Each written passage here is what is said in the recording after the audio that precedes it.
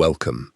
Tonight, we are exploring the life of Bruce Lee, a man who possessed a punch so fast it required cameras to change their frame rates, and whose personal library contained over 2,500 books on philosophy and combat. This is the story of an artist who transformed his physical vessel into a philosophy of boundless motion, breaking every cultural barrier placed in his path. If you enjoy this journey, please like this video, subscribe to the channel, and leave a thought below. Now, settle into your space, soften your shoulders, and slow your breathing. Let us begin. The date is November 27th, 1940. The location is the Chinese Hospital at 845 Jackson Street in the Chinatown district of San Francisco, California. The building sits exactly at the intersection of Jackson Street and Trenton Street. The structure rises 3 stories above the paved asphalt, constructed entirely from fired red bricks and gray mortar. The outdoor air temperature measures 54 degrees Fahrenheit, and the atmospheric pressure at this sea level elevation registers at 14.7 pounds per square inch. Inside a delivery room on the 2nd floor, a woman named Grace Ho occupies a standard medical bed fitted with steel side railings. The room temperature is maintained at 70 degrees Fahrenheit through a cast-iron steam radiator system. The floor beneath the bed consists of white ceramic tiles, each measuring exactly 4 inches across. Under the illumination of incandescent glass light bulbs, Grace delivers a male infant. The attending medical staff wear bleached white cotton uniforms. A physician named Dr. Mary Glover oversees the physical delivery process. A nurse uses a rubber bulb syringe to extract amniotic fluid from the nasal passages of the newborn. Another nurse clamps the umbilical cord with a stainless steel hemostat and severs the tissue using a sterilized metal scalpel.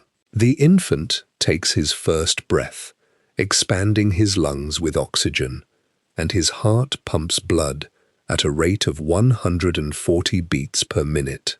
The wall clock displays a time between the hours of 6 and 8 in the morning. This specific 120-minute interval carries exact astronomical and mathematical significance. The traditional Chinese zodiac operates on a 12-year chronological cycle, and it also assigns specific animals to 2-hour blocks of the daily solar cycle. The hours between 6 and 8 in the morning correspond to the hour of the dragon. Furthermore, the Julian calendar year of 1940 aligns with the Year of the Dragon in the Chinese lunar calendar. The exact timing of the delivery places the infant under a double astrological alignment of the dragon. The infant's father, Li Hoi-chuen, is currently employed as a professional singer and actor for the Cantonese opera. He works at the Mandarin Theatre, located nearby on Grant Avenue. The theatrical venue features a proscenium stage built from solid pine floorboards. Li Hoi-chuen performs wearing heavily embroidered silk costumes that weigh up to 10 pounds. Before stepping onto the wooden stage, he applies thick layers of white and red grease paint makeup directly to his facial skin. The opera performances consist of 4-hour scripts recited entirely in the Cantonese dialect. The accompanying orchestra utilizes hollow wooden blocks and forged brass cymbals to generate loud, percussive sound waves. Li Hoi-chuen earns a set monetary wage in USA dollars for each ticketed performance. His employment contract involves a 12-month performance tour across the USA. Grace Ho accompanies him on this international tour using a temporary immigration visa stamped by government officials. Following the delivery, the hospital staff provides an official birth certificate printed on heavy cardstock paper. The document measures 8.5 inches wide by 11 inches long. Dr. Mary Glover suggests adding an English name to the standardized hospital form to satisfy local bureaucratic filing requirements. She proposes the name Bruce. Grace Ho accepts this suggestion and also selects the Cantonese name Li Jun Fan for her son. The phonetic syllables of Jun Fan translate to the English phrase, return again. Grace uses a fountain pen to apply black carbon ink to the paper registry documents. The ink absorbs into the paper fibers and dries within minutes. The physical location of the Chinese hospital sits within the legal borders of the USA. The 14th Amendment to the Constitution of the USA automatically grants immediate legal citizenship to any human born on its soil. Consequently, the completed birth certificate establishes the newborn infant as a legal American citizen. Over the following days, the infant consumes liquid milk every 2 to 3 hours. His digestive system processes the suspended fats and proteins, and his physical body weight increases by several ounces each week. Grace Ho holds the infant against her chest, transferring her body heat to regulate his internal temperature. The family resides in a temporary apartment building near the theater. Their living space is filled with travel trunks, constructed from pressed wood, covered in canvas, and secured with heavy brass latches.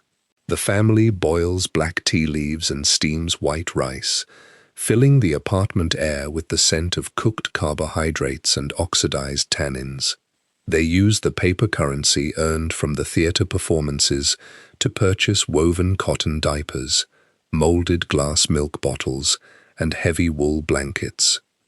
The Cantonese opera troupe continues performing their scheduled dates in the state of California throughout the winter months. The sequence of days advances to the month of April, 1941. The infant reaches the age of 4 months. His bones calcify and grow longer, and his neck muscles develop the tensile strength required to support the weight of his own skull. The theatrical tour concludes its final USA performances. Li Hoi-chuen and Grace Ho pack their clothing, the glass bottles, and the official printed birth certificate back into the canvas travel trunks. They purchase 3 passenger tickets for a commercial steamship scheduled to cross the Pacific Ocean. The steel vessel will burn coal to heat water, generating the massive steam pressure required to turn the iron propellers.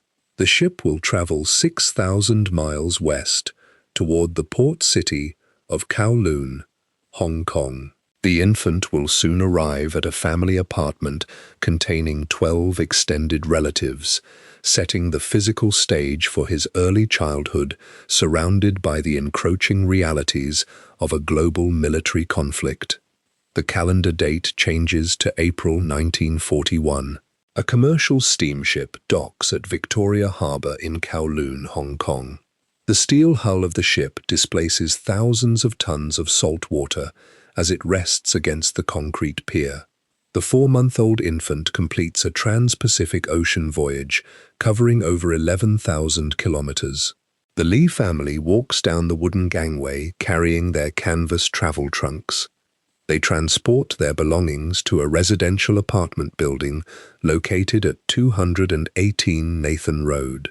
Nathan Road features paved asphalt surfaces and electric tram lines running down the center of the thoroughfare. The family's apartment unit occupies a limited square footage and houses exactly 12 extended family members. The residents include Li Hoi-chuen, Grace Ho, their children, a sister-in-law, and 5 cousins. The high density of occupants requires the family members to sleep on woven bamboo mats, placed directly on the wooden floorboards. The enclosed air inside the apartment smells of burning camphor wood, dried salted fish, and boiled peanut oil. Inside this physical space, Grace Ho begins calling her son by the Cantonese name Sai Fon. The phonetic syllables of Sai-fon translate directly to the English phrase, small phoenix. This specific name represents a feminine gender designation in the Cantonese language. Grace uses this feminine name as a calculated vocal tactic to protect the infant. Traditional local beliefs dictate that spiritual entities listen for the spoken names of valuable male children. By speaking a feminine name out loud, the family intends to confuse these entities and prevent them from locating the boy. To physically reinforce this feminine disguise, Grace pierces the cartilage of the infant's left ear using a sterilized steel needle. She inserts a small metallic ring through the puncture wound. The metal ring remains in his earlobe as the surrounding skin heals over the next several weeks. The calendar date advances to December 8, 1941. Japanese military forces cross the Shamchun River and enter the mainland territory of Hong Kong.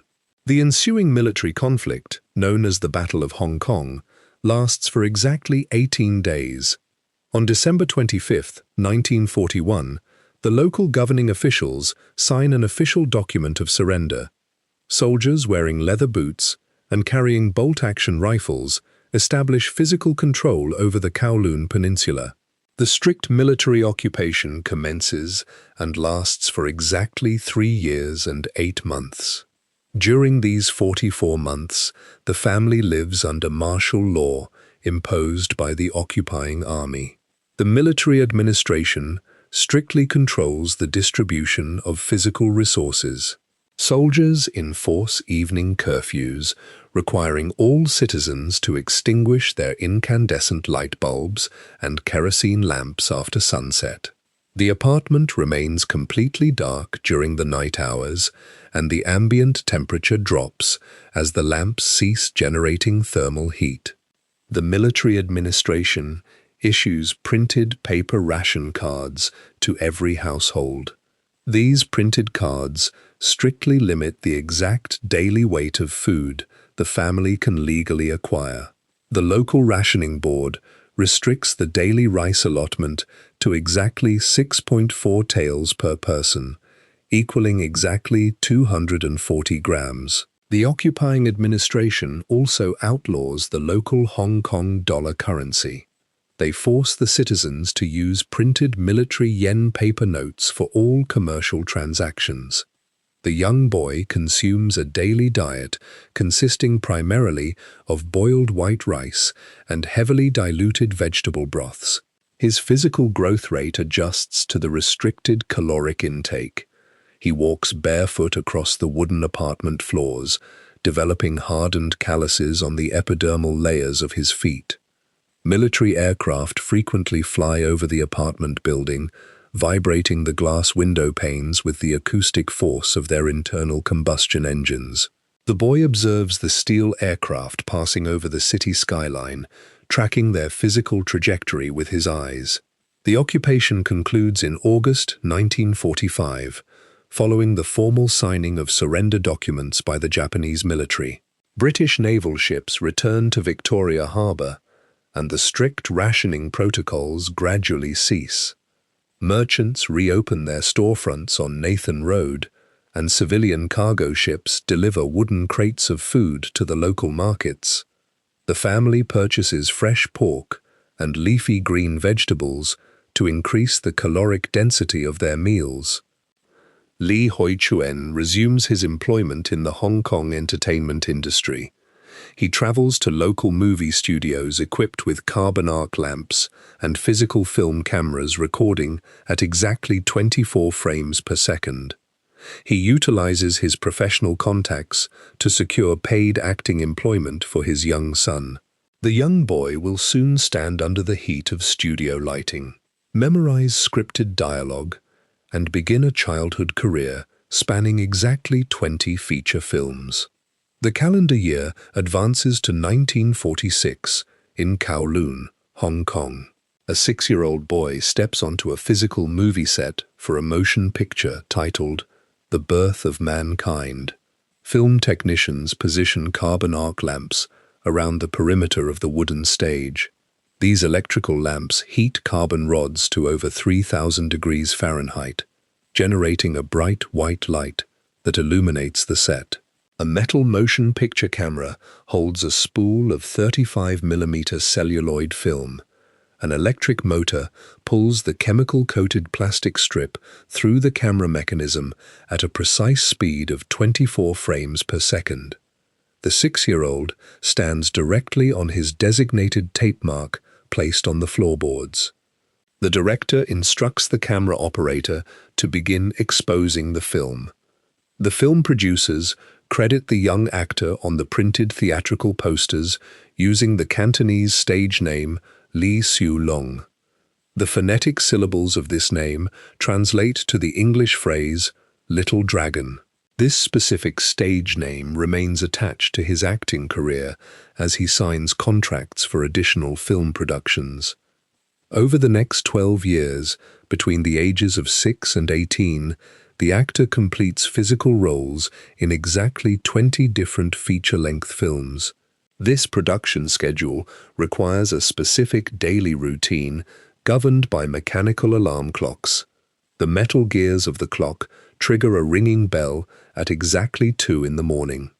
The boy rises from his woven sleeping mat and consumes a meal of boiled rice before walking onto the paved streets. He boards an electric tram that transports him across the city to the production studios.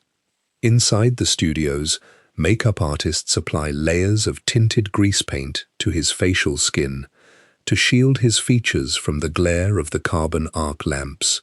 The actor stands under the hot lights for up to 10 hours a day. The lamps raise the ambient temperature of the soundstage to over 85 degrees Fahrenheit. The boy secretes sweat from his pores, and technicians repeatedly dab his forehead with dry cotton cloths to absorb the moisture.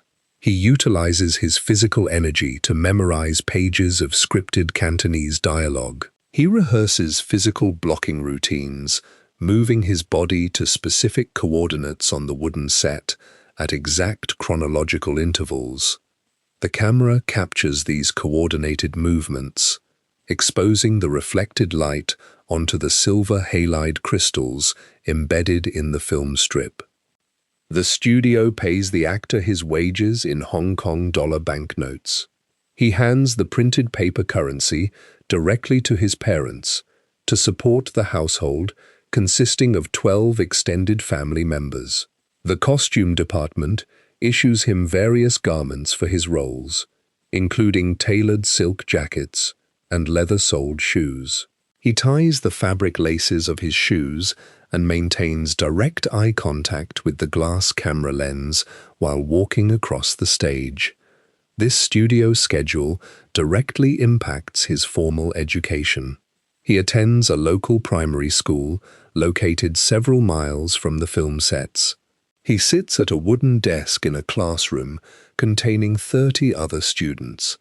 The school building features thick concrete walls and large glass windows swinging outward on steel hinges.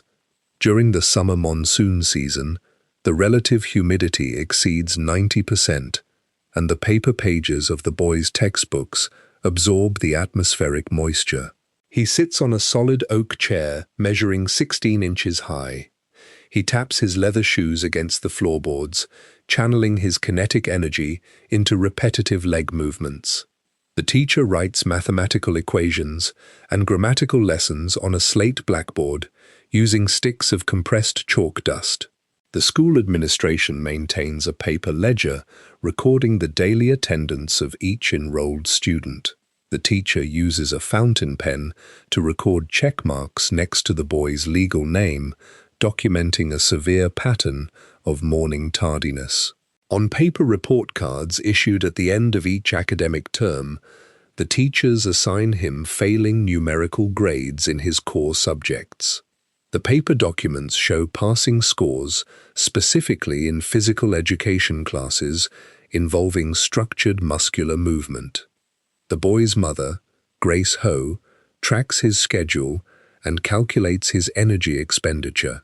She writes letters noting that her son allocates 100% of his mental focus and physical stamina to his theatrical performances. He spends his evenings at the family apartment, reading bound paper scripts, while leaving his academic textbooks closed on the wooden table. The scripts consist of typed Cantonese characters printed on thin sheets of wood pulp paper. He traces the characters with his index finger, committing the phonetic sounds to his short-term memory. The following morning, he recites the exact sequence of words into a metallic microphone suspended above the film set on a wooden boom pole.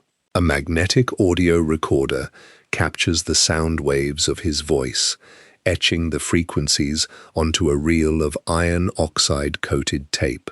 One of his most prominent childhood roles occurs in the 1950 film titled The Kid. He plays an orphan named Kid Chung, wearing torn cotton shirts and rubbing dirt onto his cheeks. The script requires him to engage in choreographed physical altercations with adult actors. He swings his arms and clenches his fists, striking the padded costumes of the stunt performers. The film editors splice these celluloid strips together using liquid cement. The local cinemas project the finished movie onto canvas screens across Hong Kong.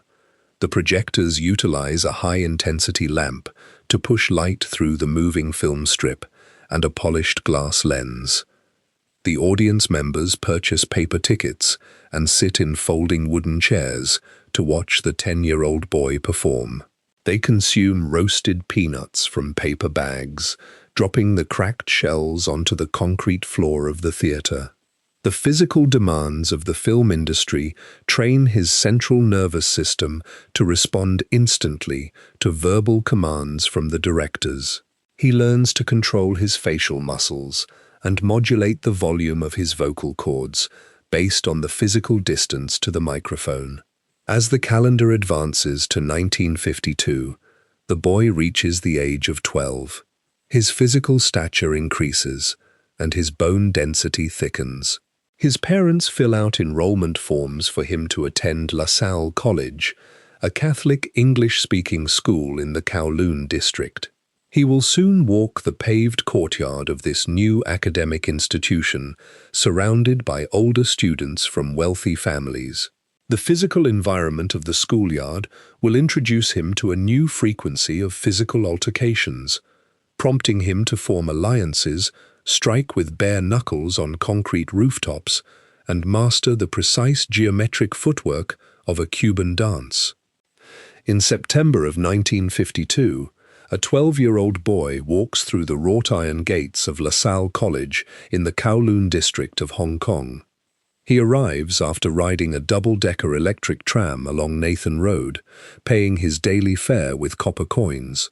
The Catholic academic institution features multi-story concrete buildings and paved asphalt courtyards. The outdoor air temperature frequently exceeds 80 degrees Fahrenheit, carrying the scent of salt water blowing in from Victoria Harbour and the exhaust fumes of diesel engines. Inside the classrooms, the school curriculum mandates English as the primary spoken language for all academic instruction. The student body consists predominantly of male adolescents from wealthy families who pay a set tuition fee in Hong Kong dollars. The boy sits at a wooden desk, measuring 24 inches wide.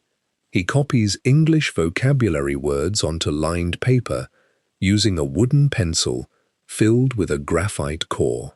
The friction of the graphite leaves dark grey marks across the cellulose fibers of the paper. The 12-year-old boy wears the required school uniform, consisting of a white cotton button-down shirt, a striped fabric necktie, and grey wool trousers. Older students, measuring several inches taller and weighing 20 pounds heavier, regularly push the boy against the plastered brick walls of the corridors. The physical impacts leave red contusions on the boy's shoulders and back. In response to these physical altercations, the boy recruits classmates to form a coordinated street gang known as the Tigers of Junction Street. The group of youths congregates in the narrow alleyways situated between the multi-story apartment blocks of Kowloon. The alleyways measure less than 10 feet wide and smell of rotting cabbage, wet cardboard, and engine oil leaking from parked automobiles. The boys climb steel fire escapes bolted to the exterior brick walls to reach the flat concrete rooftops of the residential buildings. The elevated surfaces radiate absorbed thermal heat from the afternoon sun. On these flat roofs, the youths engage in bare-knuckle combat against rival groups. The combatants establish a physical boundary line using sticks of white chalk drawn directly onto the grey concrete. The agreed-upon rules dictate that a fighter loses the bout if his physical body is forced across the chalk line by his opponent. The boy clenches his hands into tight fists, driving his exposed knuckles directly into the facial bones of his opponents. The kinetic impacts split the dermal tissue, causing red blood to seep onto the concrete surface. The Hong Kong Police Department maintains paper records in steel filing cabinets, documenting these specific violent incidents. The police reports from the 1950s show a mathematically measurable increase in youth gang violence across the entire territory. Police officers wearing khaki cotton uniforms and carrying turned wooden batons frequently patrol the paved streets to disperse the fighting groups, forcing the teenagers to flee down the metal staircases. Between these physical confrontations, the teenager participates in organized social events that play Cuban musical rhythms over magnetic tape machines. The electrical current travels through copper wires, vibrating the paper cones of the audio speakers to produce sound waves. The music features a time signature of exactly 4/4 time, utilizing brass trumpets and hollow wooden conga drums. The teenager learns the specific footwork of the cha-cha dance. The mechanical rhythm requires the dancer to take 2 slow steps, followed by 3 rapid steps. He moves his leather-soled shoes across the polished wooden dance floors, stepping on the exact subdivisions of the musical beat. The dance requires the practitioner to shift their total body weight rapidly from the left foot to the right foot while maintaining a vertical spinal alignment. He practices the precise geometric steps for several hours each day, generating friction between his leather shoes and the oak floorboards. The constant physical repetition builds the slow-twitch muscle fibers in his calves and thighs. He applies a petroleum-based pomade to his black hair, using a plastic comb with closely spaced teeth to align the follicles flat against his scalp. He wears a tailored fabric suit, constructed from lightweight cotton to allow for maximum hip rotation without tearing the seams. By the year 1958, the teenager registers his legal name for the Hong Kong Crown Colony Cha-Cha Championship. He enters the physical competition venue and performs the exact sequence of steps before a panel of seated judges. The judges observe his physical timing and write numerical scores on paper clipboards based on his synchronization with the tempo of the music. The judges award him the first-place prize, handing him a metallic trophy to verify his technical mastery of the dance. The polished metal surface of the trophy reflects the light from the overhead incandescent bulbs. The teenager directly applies the exact geometric footwork of the cha-cha to his rooftop street combat. He incorporates the rapid weight-shifting techniques to evade incoming punches. When an opponent swings a fist toward his head, the boy slides his leather shoes across the concrete roof, removing his physical body from the trajectory of the strike. He pivots on the ball of his left foot, utilizing the rotational torque of his hips to generate kinetic energy for a counterattack. The biomechanical transfer of force travels from the concrete floor up through his leg muscles, across his torso, and directly into his extending fist.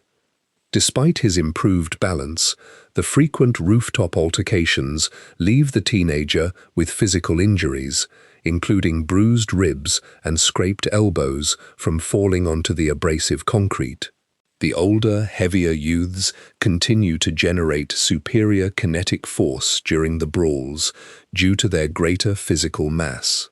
The boy realizes his self-taught combat methods lack a structured mechanical system for consistent defense. He calculates the physical risk of permanent injury and decides to seek formal martial arts instruction. He walks through the Kowloon streets, carrying paper currency from his acting wages in his pocket.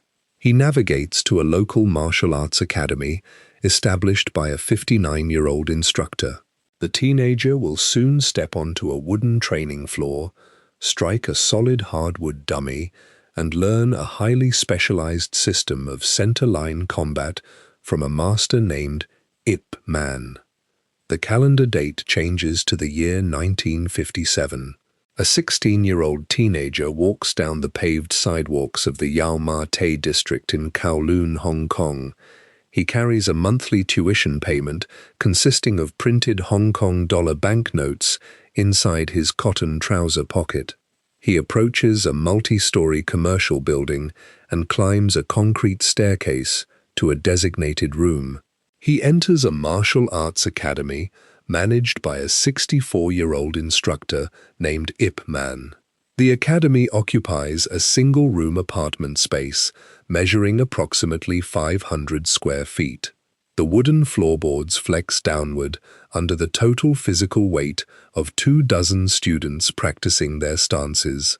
The ambient air inside the room measures 82 degrees Fahrenheit.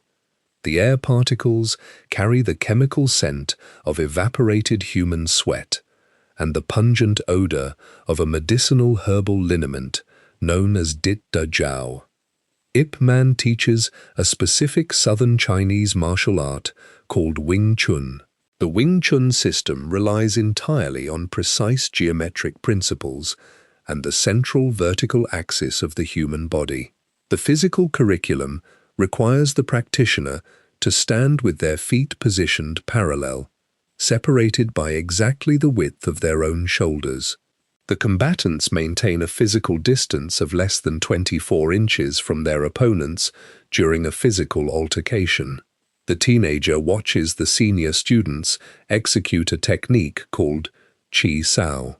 The Cantonese syllables of Chi Sao translate directly to the English phrase, sticking hands. The students maintain constant physical contact with their opponent's forearms. They utilize the tactile sensory nerve endings located in their epidermal tissue to detect shifts in kinetic pressure. The teenager hands his paper currency to the academy administration and begins his formal physical training. He walks toward a specialized training device known as a muk yun jong. This device consists of a solid cylinder of teak wood measuring exactly 5 feet in height and 9 inches in diameter. The wooden dummy features 3 horizontal arms and 1 angled leg projecting from the central trunk, all carved from dense hardwood. The teenager drives his closed fists and the bony edges of his forearms directly into the rigid wooden appendages. The kinetic force of the strikes creates a loud clacking sound that echoes off the plastered brick walls of the academy.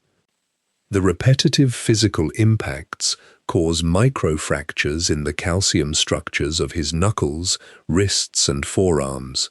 The human biological system responds to this physical trauma by depositing additional calcium along the microscopic fracture lines.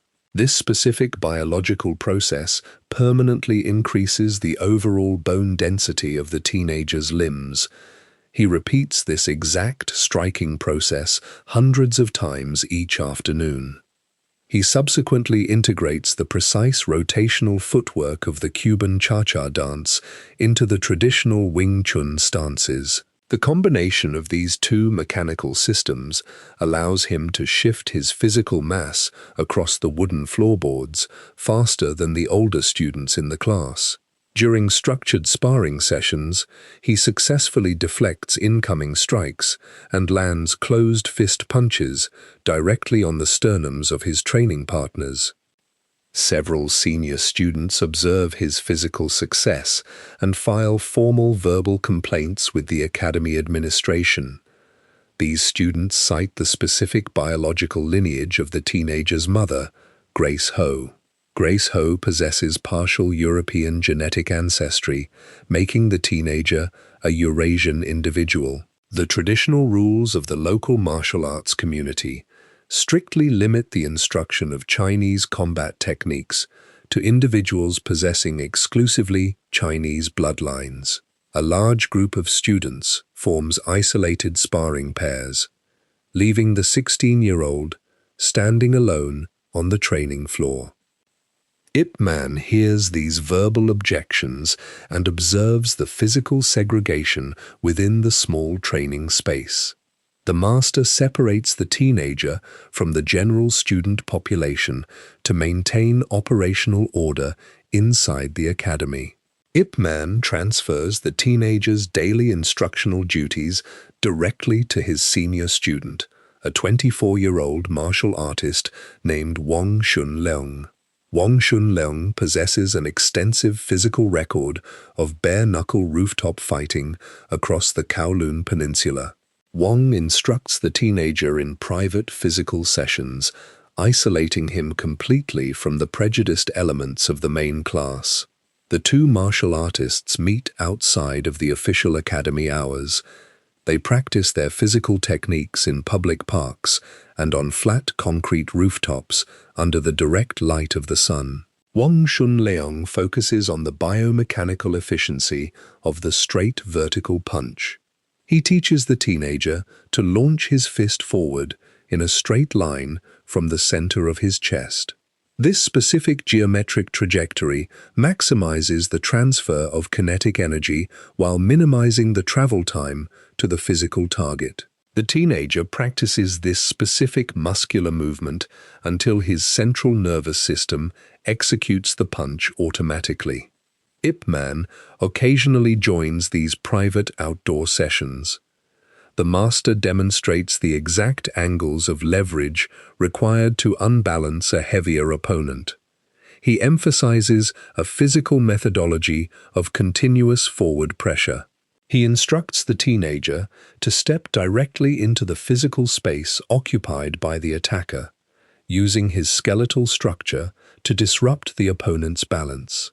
The teenager absorbs these mechanical principles and applies them directly to his daily physical altercations in the Kowloon alleyways. He continues to engage in unsanctioned physical combat against rival street gang members. The Wing Chun techniques measurably increase the velocity and physical damage of his strikes. He leaves the training sessions with hardened knuckles, denser forearm bones, and a highly refined system of kinetic offense. The calendar advances through the spring of 1958. The teenager stands on a sun-heated concrete rooftop, surrounded by a group of rival martial arts students. He prepares to test his learned Wing Chun techniques in a full-contact physical bout. An incoming strike from a rival opponent will soon trigger a rapid sequence of retaliatory punches, resulting in a severed human tooth, a formal police report filed by the injured boy's parents, and a legally binding document signed by his mother inside a local police station. The calendar date reaches the early months of 1959. An 18-year-old martial artist stands on the flat concrete rooftop of a residential apartment building in the Kowloon district. The outdoor air temperature measures 75 degrees Fahrenheit. The air carries the chemical scent of sulfur dioxide emitted by passing diesel trucks on the paved asphalt streets below. A group of teenagers forms a circle around the 18-year-old and a rival martial arts student. The rival student practices Choi Li Fut, a southern Chinese martial arts system focusing on wide, sweeping arm strikes. The combatants establish a physical boundary using white chalk lines drawn directly onto the grey concrete surface. The rival student launches a closed fist forward, striking the 18-year-old directly on the orbital bone of his left eye. The kinetic force bruises the dermal tissue and causes a localized accumulation of blood beneath the skin. The 18-year-old responds by shifting his physical mass forward. He steps his leather-soled shoes across the concrete floorboards to close the physical distance. He executes a rapid series of Wing Chun straight punches, driving his hardened knuckles directly into the facial structure of his opponent. The geometric trajectory of the strikes bypasses the rival's sweeping arm blocks. The continuous forward pressure forces the rival backward toward the chalk line. One specific punch impacts the rival's mouth, generating enough physical force to dislodge a calcium-based incisor tooth from the maxillary bone. The tooth falls onto the abrasive concrete roof. Red blood flows from the severed gum tissue and drips onto the white cotton shirt of the rival student. The physical altercation concludes, and the defeated student walks down the metal fire escape staircase, carrying his dislodged tooth in his hand. The injured boy returns to his family apartment. His parents observe the lacerated facial tissue and the missing incisor tooth. They walk to the local Hong Kong Police Precinct headquarters, located on Princess Margaret Road.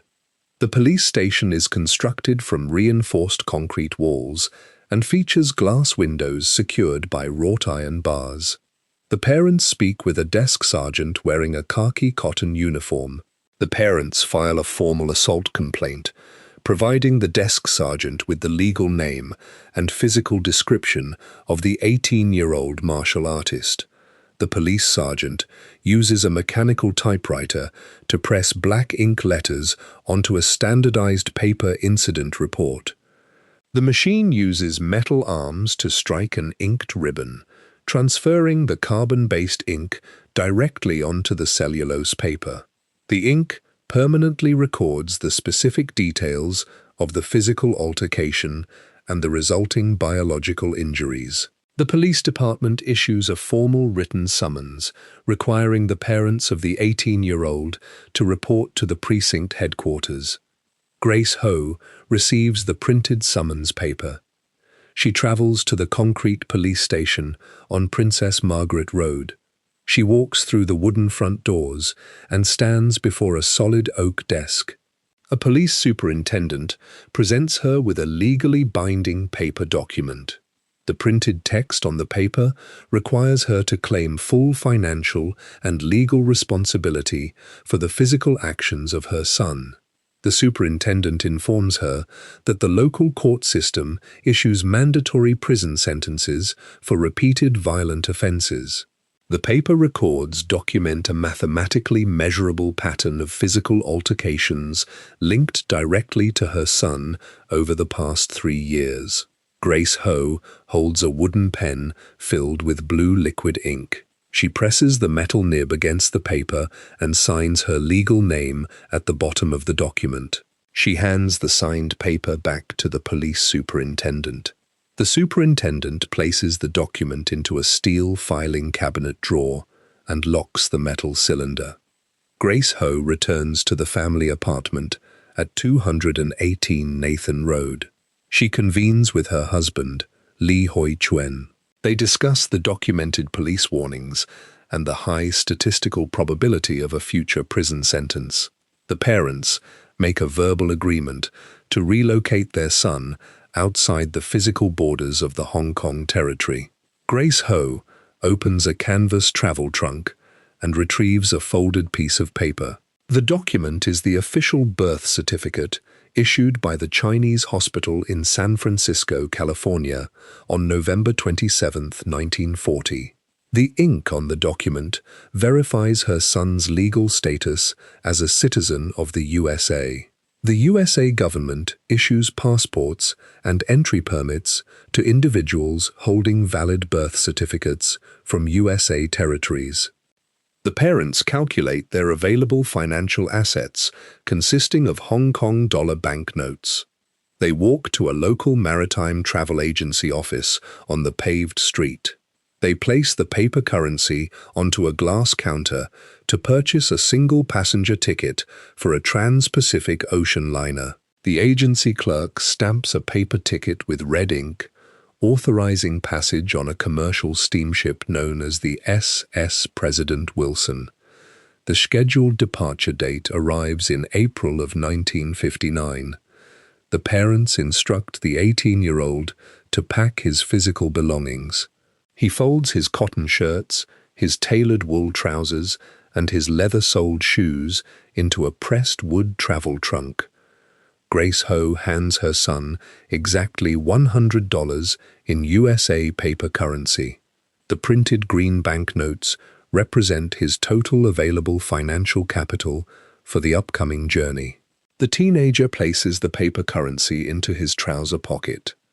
The family travels to the Victoria Harbour passenger terminal. The terminal features a wooden gangway connecting the concrete pier to the steel hull of the SS President Wilson. The steamship measures 609 feet in length and relies on steam-powered turbines to rotate its forged brass propellers. The 18-year-old walks up the inclined wooden gangway, carrying his canvas trunk. He steps onto the wooden deck of the vessel. The steel doors of the ship secure tightly against thick rubber gaskets. The ship's horn emits a low-frequency sound wave, measuring over 120 decibels. The steamship detaches from the concrete pier and begins a designated maritime route, covering over 6,000 miles of open ocean water toward the coast of California. The calendar date is April 1959. The President Wilson consumes thousands of gallons of bunker fuel oil to heat water inside its internal steel boilers. The resulting high-pressure steam rotates the forged brass propellers, pushing the steel vessel across the Pacific Ocean at a cruising speed of 22 knots. The 18-year-old passenger occupies a lower-deck cabin containing a steel-framed bunk bed and woven cotton sheets. The air inside the cabin smells of combusted diesel fuel and salt spray from the ocean water splashing against the exterior steel hull. He carries exactly $100 in green paper currency inside his tailored wool trousers. He also carries his printed USA birth certificate issued by the Chinese hospital in San Francisco. This specific legal document establishes his permanent right to enter the country of his birth. The scheduled maritime journey from Hong Kong to the California coast requires exactly 18 days of continuous forward travel. The total maritime route covers 6,342 nautical miles of open water. To generate additional paper currency during the voyage, the teenager navigates to the first-class passenger deck. The upper deck features a polished teakwood dance floor and a mechanical phonograph. The phonograph utilizes a steel needle to track the microscopic grooves of a spinning vinyl record, vibrating a paper cone to reproduce the brass and percussion frequencies of Cuban music. The teenager approaches the wealthy passengers and organizes daily instructional classes, teaching the specific geometric footwork of the cha-cha dance. The passengers hand him USA coins and paper bills to learn the synchronized weight-shifting techniques. He pivots his leather-soled shoes on the teakwood floorboards, demonstrating the precise timing of the 4/4 musical rhythm while the ship rocks on the ocean swells. On May 17, 1959, the steamship navigates through the Golden Gate Strait and docks at a concrete pier in San Francisco, California. The teenager walks down the inclined wooden gangway and steps onto the paved asphalt of the USA mainland. Federal customs officials inspect his printed birth certificate and stamp a paper entry form with blue ink. He travels directly to the Chinatown district, a neighborhood spanning 24 city blocks. He locates a residential apartment at 654 Jackson Street. This specific building sits exactly 2 blocks away from the medical delivery room where he was born 18 years prior. He resides in this San Francisco apartment for a duration of exactly 3 months. He shares the physical space with several older Chinese immigrants who work in local commercial laundries. The air inside the apartment smells of boiled cabbage and heated starch powder. During this 90-day period, he works part-time at a local community center, teaching the cha-cha dance to young residents on a hardwood gymnasium floor. He saves a portion of his earned paper currency to purchase a transportation ticket to the Pacific Northwest. In August of 1959, he exchanges his paper currency for a printed ticket on the Southern Pacific Railroad. He boards a steel passenger train pulled by a diesel-electric locomotive. The locomotive generates 2,000 horsepower, pulling the heavy steel rail cars over 800 miles of iron railway tracks. The train travels north through the agricultural valleys of California and the dense pine forests of Oregon. The metal wheels of the train create rhythmic clacking sounds as they roll over the joints in the steel tracks. He arrives at King Street Station in Seattle, Washington. The transit station features a brick clock tower measuring 242 feet in height. He steps onto the concrete platform, carrying his pressed wood travel trunk. The outdoor air temperature in Seattle measures 62 degrees Fahrenheit. The barometric pressure drops as atmospheric moisture accumulates overhead, releasing liquid rain onto the paved asphalt streets. The air carries the scent of damp cedar wood and exhaust fumes from passing automobiles. An older family friend named Ping Chow meets the teenager at the train station. Ping Chow is married to a woman named Ruby Chow. She operates a commercial Chinese restaurant located at 1122 Jefferson Street. The restaurant occupies a 3-story wooden building originally constructed as a private residential mansion. The exterior features a wraparound wooden porch and painted cedar siding. Ruby Chow offers the 18-year-old a physical labor job and a designated sleeping area within the building. He accepts the employment offer and moves his canvas trunk into a small, unheated room located on the 3rd floor of the restaurant. The attic room features sloped plaster ceilings and a single glass window overlooking the wet street below. He places his folded cotton shirts, his USA birth certificate, and his remaining paper currency into a wooden dresser drawer. The teenager ceases his previous routine of reading printed film scripts and standing under carbon arc lamps. He receives a new daily schedule consisting of manual labor tasks. He will soon walk down the wooden staircase to the restaurant kitchen, carry heavy ceramic plates filled with cooked food, and begin teaching his modified Wing Chun system to a small group of friends on the concrete sidewalks of the city. The calendar advances to late 1959. The 18-year-old walks down the wooden staircase from his unheated 3rd-floor attic room at 1122 Jefferson Street. He secures a white cotton apron around his waist. He begins his daily employment shift as a busboy and waiter at Ruby Chow's restaurant. The commercial establishment operates as the first Chinese restaurant legally located outside the geographic boundaries of the Seattle Chinatown district. The restaurant kitchen features cast-iron stoves and carbon steel woks. The air inside the cooking area measures 85 degrees Fahrenheit and carries the chemical scent of heated peanut oil, raw ginger, and fermented soybeans. The cooks use forged steel cleavers to chop raw pork and root vegetables on thick oak cutting boards.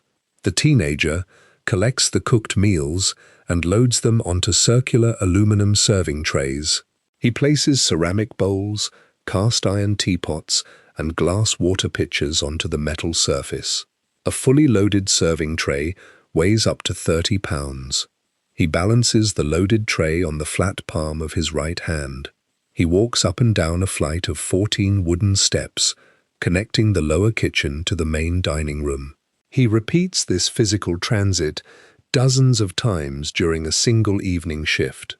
The continuous lifting and balancing forces his forearm flexors, deltoid muscles, and abdominal core to contract. This daily mechanical resistance increases the density of his muscle fibers and thickens the connective tendons in his wrists. He also washes the soiled ceramic plates. He stands before a stainless steel sink and submerges his hands into heated tap water measuring 110 degrees Fahrenheit. He uses a coarse bristle brush to scrub dried rice and cooked meat from the plates. He rinses the dishes under a flow of clear water and stacks them onto a metal drying rack. At the conclusion of the evening shift, he uses a wet cotton cloth to wipe spilled tea from the wooden tables. He pushes a bristled broom across the oak floorboards, gathering dropped food grains into a metal dustpan. During the daytime hours, between his restaurant shifts, the teenager walks across the paved streets of Seattle to the Edison Technical School. The academic institution is housed within a multi-story brick building featuring wide glass windows and concrete floors. He walks into a classroom and sits at a wooden desk measuring 24 inches wide. He enrolls in daytime classes to complete his secondary education. He uses a graphite pencil to write algebraic equations, USA historical dates, and English grammatical exercises onto lined cellulose paper. The friction of the graphite leaves dark grey marks across the page.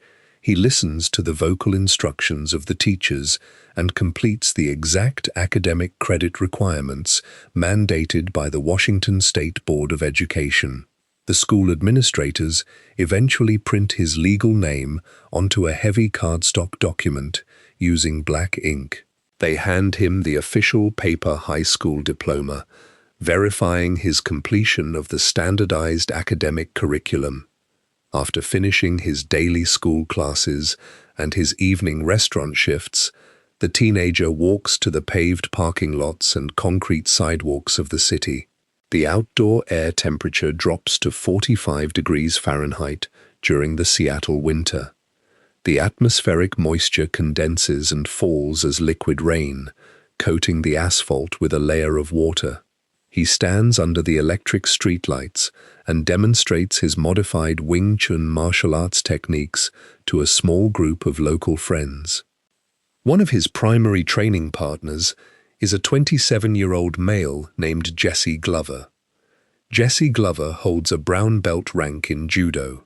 Judo is a Japanese martial art focused on securing physical grips on woven cotton uniforms and throwing an opponent onto a padded canvas mat. Jesse Glover demonstrates a judo technique known as Osoto Gari.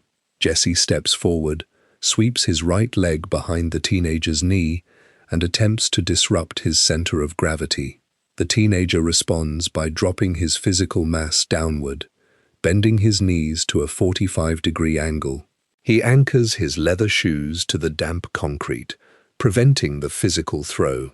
Jesse releases his grip on the teenager's cotton jacket and watches the 18-year-old execute rapid, straight vertical punches. The teenager launches his closed fist from the center of his chest, striking a leather focus pad held in Jesse's hand. Jesse observes the kinetic velocity and geometric precision of the strikes. Jesse Glover asks the teenager for formal physical instruction. The teenager agrees and begins teaching Jesse the specific centerline principles of Wing Chun. Jesse Glover becomes his first official martial arts student in the USA, They practice their physical techniques outdoors on patches of green ryegrass and gravel driveways. The combatants maintain a physical distance of less than 18 inches from each other. They engage in the physical drill known as sticking hands. They press their forearms together, rolling their radius and ulnar bones against each other to detect shifts in physical pressure. The teenager blocks an incoming strike with his left hand while simultaneously launching a punch with his right hand. The repeated bone impacts leave red contusions on their epidermal tissue. The teenager expands his teaching group to include other residents from the surrounding Seattle neighborhoods. He teaches a man named Ed Hart, a man named Skip Ellsworth, and a 38-year-old Japanese-American resident named Taki Kimura. Taki Kimura manages a local grocery store. He sustained physical injuries in his youth, limiting the rotational mobility of his shoulders. The teenager observes this physical limitation and modifies the striking angles, instructing Taki to keep his elbows positioned tightly against his ribcage. This specific adjustment reduces the mechanical strain on Taki's shoulder joints while maximizing the forward kinetic energy of his punches. This specific outdoor training group includes individuals from Caucasian, African American, and Asian genetic backgrounds. The teenager teaches the exact same biomechanical techniques to every student, encompassing all of their diverse ancestral origins. He corrects their physical posture, adjusting the angle of their knees and the vertical alignment of their spinal columns. He charges a small monthly fee in USA paper currency for his physical instruction.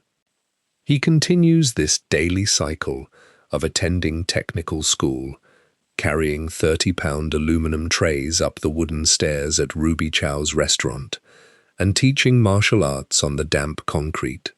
He saves his restaurant wages and his martial arts tuition fees inside his third-floor attic room. He accumulates enough paper currency to pay the formal academic tuition for the local state university. He retrieves a paper application form and fills out the required biographical information boxes with his black ink pen. He places the application into a paper envelope and drops it into a metal postal collection box on the street corner. The university admissions office processes his application and issues an acceptance letter printed on watermarked paper. He will soon walk onto the sprawling grounds of a major academic campus, open heavy-bound volumes of Western philosophy, and deliver a classroom lecture where he meets an undergraduate student named Linda Emery. In the spring of 1961, the 20-year-old student registers for daytime classes at the University of Washington in Seattle. The academic campus spans 703 acres of land bordered by the fresh water of Lake Washington. He walks along paved concrete pathways, flanked by dormant cherry trees. He officially selects drama as his primary academic major. He attends theatrical acting classes inside buildings constructed from fired red bricks and cast concrete. He memorizes printed English dialogue and practices projecting the volume of his vocal cords across the physical space of a performance auditorium. Between his scheduled drama classes, he walks through the solid oak doors of the Sudzalo Library. The exterior walls of the library feature carved sandstone blocks. The interior reading room contains vaulted ceilings measuring exactly 65 feet in height. Long tables, constructed from solid walnut wood, occupy the center of the room. He retrieves heavy, bound paper volumes from the metal shelving units. He checks out extensive collections of Western philosophy and psychology. He sits in a wooden chair and reads the printed English translations of the Greek philosopher Socrates and the French philosopher René Descartes. He absorbs the printed theories regarding the mechanical separation of the human mind and the physical body. He blends these Western academic theories with traditional Taoist principles from his Chinese heritage. He applies these combined philosophical concepts directly to the physical mechanics of kinetic combat. He sits at a wooden table in his third-floor attic room at Ruby Chow's restaurant. He uses a fountain pen filled with black liquid ink to write academic essays on ruled cellulose paper. His essays analyze the exact biomechanics of a human punch. He writes sentences detailing how kinetic energy transfers from the flat concrete floor, travels up through the biological muscles of the human leg, rotates through the abdominal core, and projects outward through the extending bone structure of the arm. During the autumn months of 1963, a teacher at Garfield High School in Seattle invites the 22-year-old university student to deliver a guest lecture. He walks into a public high school classroom containing 30 wooden desks attached to metal frames. He stands before a slate blackboard mounted on the front wall. He holds a piece of compressed calcium carbonate chalk. He drags the white chalk across the dark slate, depositing a layer of white dust to draw the traditional Chinese yin and yang symbol. He draws a perfect circle and divides it into two equal halves using a curved geometric line. He shades one side with the chalk and leaves the other side blank. He speaks to the high school students about the physical balance of opposing forces, demonstrating how a martial artist must yield to physical pressure before launching a counterstrike. A 17-year-old high school senior named Linda Emery occupies a wooden desk in the third row of the classroom. She watches the guest lecturer demonstrate his physical balance. She listens to the specific acoustic frequencies of his voice echoing off the plastered walls. Following the conclusion of the lecture, Linda Emery approaches the 22-year-old instructor. She expresses a direct interest in learning his physical martial arts techniques. The instructor provides her with the street address and the scheduled training hours for his physical classes. Linda Emery travels to the designated physical training space in Seattle. She hands the instructor USA paper currency to pay the standard monthly tuition fee. She wears a white cotton training uniform. She joins a racially diverse group of students standing on the wooden floorboards. She learns the centerline striking techniques of his modified Wing Chun system. She positions her feet parallel to her shoulders and practices launching straight vertical punches into leather focus pads. The instructor walks across the room, adjusting the anatomical angles of her elbows and the vertical alignment of her spinal column. He teaches her the physical drill known as sticking hands. She presses her radius and ulnar bones against her partner's forearms, using the tactile nerve endings in her skin to detect shifts in kinetic pressure. The repetitive physical contact leaves red friction marks on her epidermal tissue.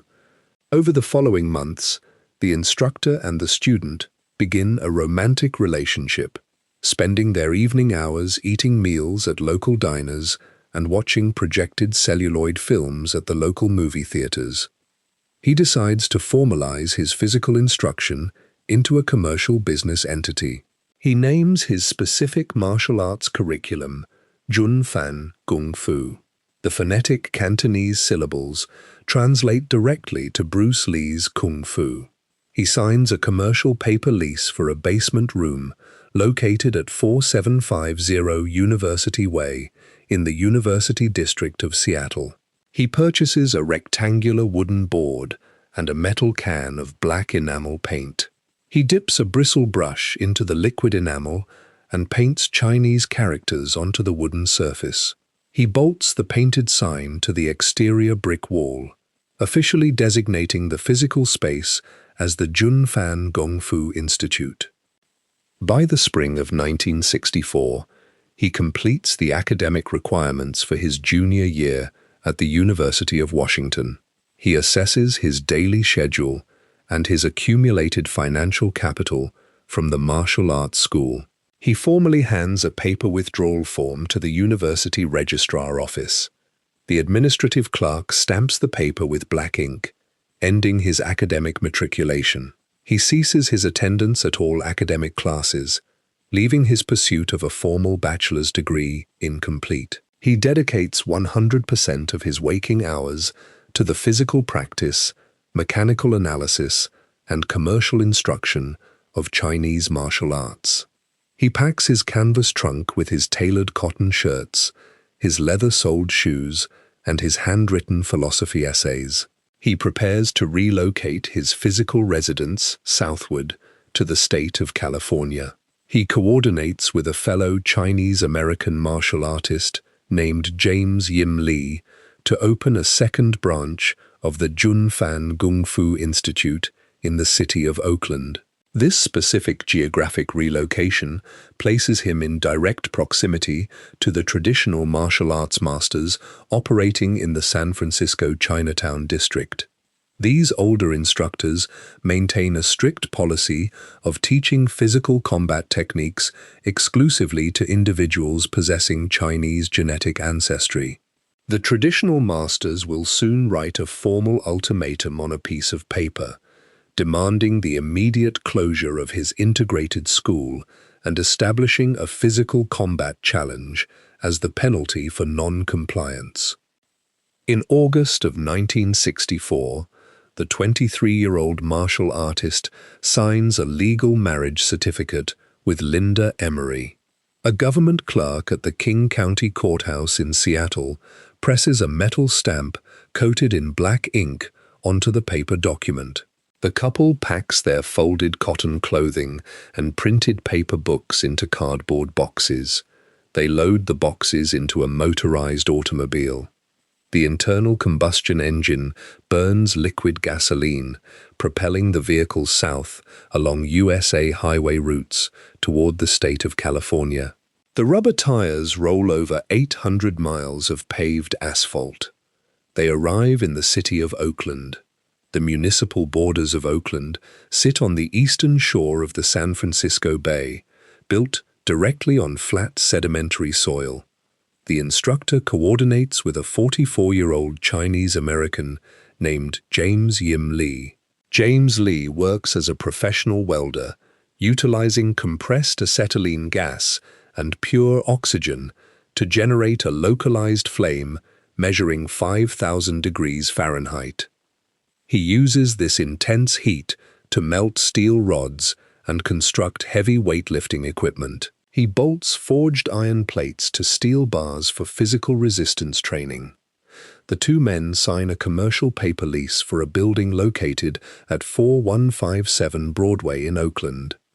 They establish the second branch of the Junfan Kung Fu Institute inside the physical space. The interior room features flat wooden floorboards and mirrored glass panels attached to the drywall. James Lee hangs heavy leather bags filled with 70 pounds of packed sand from the ceiling joists.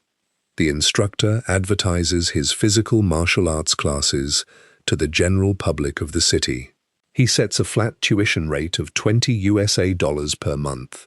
Students hand him green paper currency in exchange for unlimited physical instruction. The school's paper enrollment ledger contains the printed names of individuals from Caucasian, Hispanic, and African American genetic backgrounds. The students stand on the wooden floorboards and practice the centerline punches and biomechanical weight-shifting techniques of his modified Wing Chun system. Directly across the salt water of the bay sits the San Francisco Chinatown district. The martial arts academies operating within this specific geographic neighborhood enforce a strict operational rule.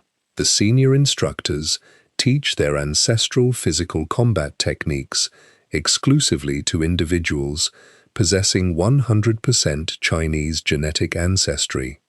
During the autumn months of 1964, the 23-year-old Oakland instructor travels across the bay to perform a physical demonstration at the Sun Sing Theater. The theater building is located at 1021 Grant Avenue in San Francisco. The instructor stands on the elevated wooden stage and speaks directly into a metallic microphone. The electronic amplification system projects the acoustic frequencies of his vocal cords through paper speaker cones into the auditorium. He verbally critiques the classical Chinese martial arts stances. He states the wide, rigid leg positions restrict the cardiovascular mobility of the human body. He demonstrates his preferred biomechanical principles, shifting his physical mass rapidly across the wooden stage boards. Members of the local Chinese martial arts community sit in the folding wooden chairs of the theater. The sound waves from the speakers enter their ear canals and vibrate their tympanic membranes. Several weeks later, a group of 3 men walk through the glass front doors of the Junfan Kung Fu Institute on Broadway in Oakland. They carry a folded piece of paper containing handwritten Chinese characters. The carbon ink on the paper details a direct written ultimatum issued by the senior martial arts instructors of the San Francisco Chinatown district.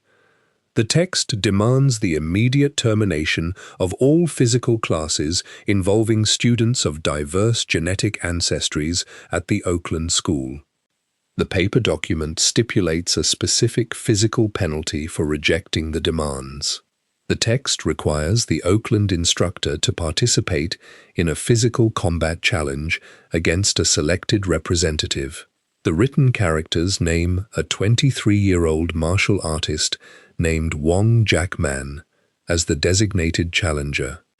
Wong Jackman teaches physical combat classes at the Jingmo Athletic Association, located in a basement in the Chinatown district. He practices a northern Chinese martial art known as Northern Shaolin.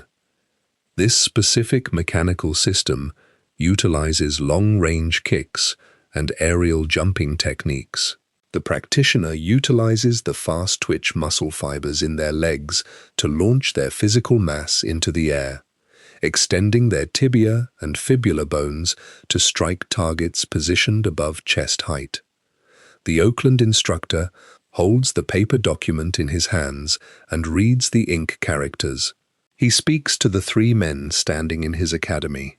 He states his decision to maintain his integrated enrollment policies and continue accepting USA paper currency from all paying students. He accepts the physical challenge match against Wong Jackman. He establishes the specific physical parameters for the upcoming bout. He dictates the fight will occur inside the enclosed 4 walls of his Oakland school. He sets an open combat format, allowing the use of all physical striking and grappling techniques.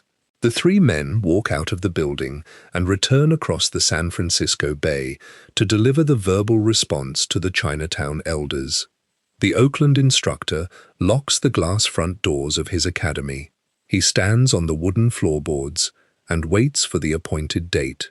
Wong Jackman will soon cross the salt water of the bay and step onto the wooden floorboards of the Oakland school to engage in a physical confrontation lasting exactly 3 minutes.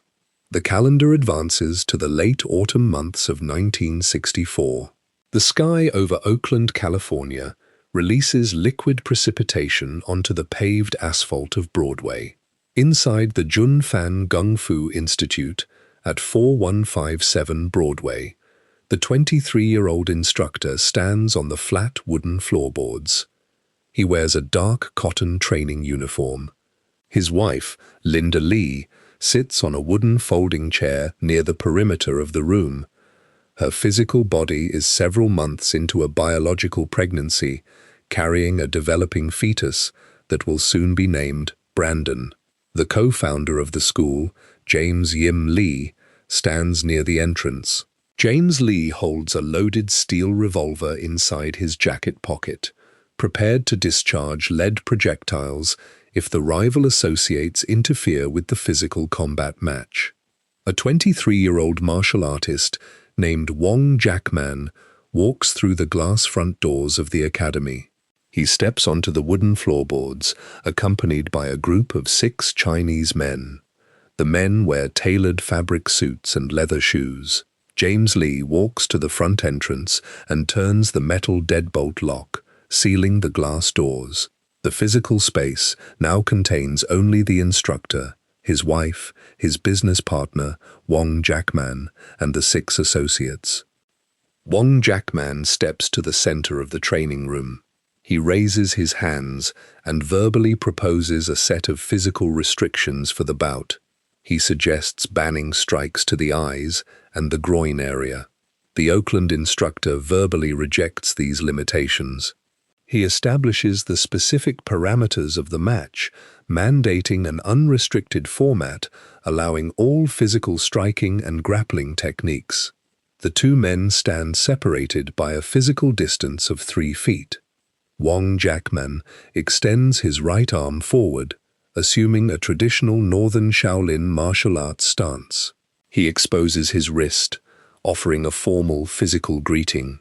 The Oakland instructor responds by thrusting his left fingers forward, driving his extended phalanges directly toward Wong Jackman's optical nerves. The physical strike initiates the combat sequence. Wong Jackman shifts his head backward, avoiding direct contact with his eyes. The Oakland instructor immediately closes the physical distance.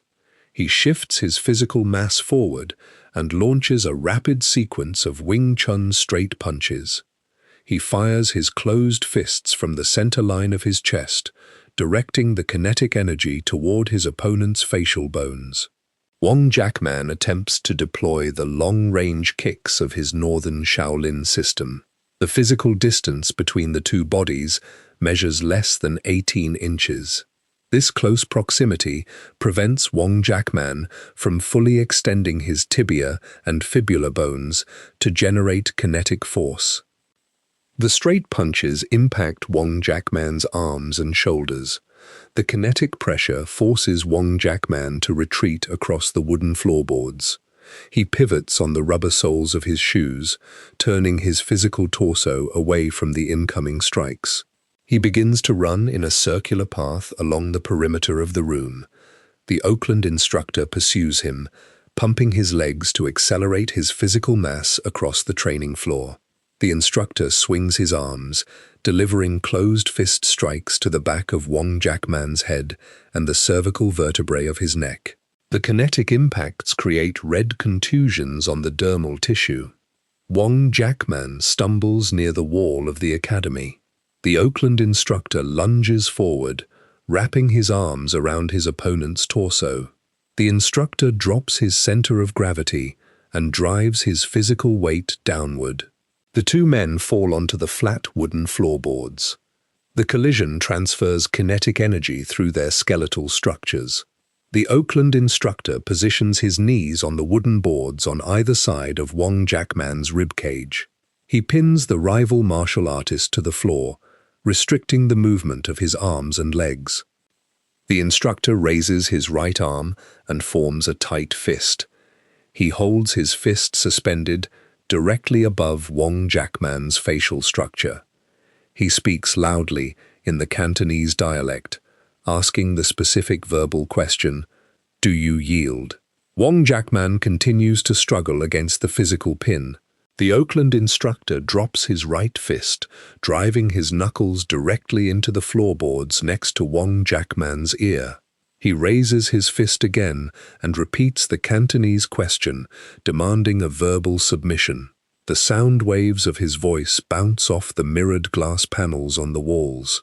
Wong Jackman stops moving his arms and legs. He opens his mouth and speaks the Cantonese syllables, confirming his submission. The Oakland instructor releases the physical pin and stands up on his feet. The defeated martial artist rises from the floorboards. The 6 associates walk toward the center of the room. James Lee unlocks the metal deadbolt on the glass front doors. Wong Jackman and his associates walk out of the academy, stepping back onto the paved sidewalks of Broadway. Linda Lee looks at the clock mounted on the drywall. The minute hand on the circular dial indicates that the entire physical confrontation lasted exactly 3 minutes. The Oakland instructor secures the permanent right to teach his physical combat techniques to any willing student who pays the required USA paper currency, regardless of their genetic ancestry. The 23-year-old instructor sits down on the wooden floorboards of the empty academy. He places his hands on his knees. His biological heart pumps blood at a highly elevated rate of 160 beats per minute.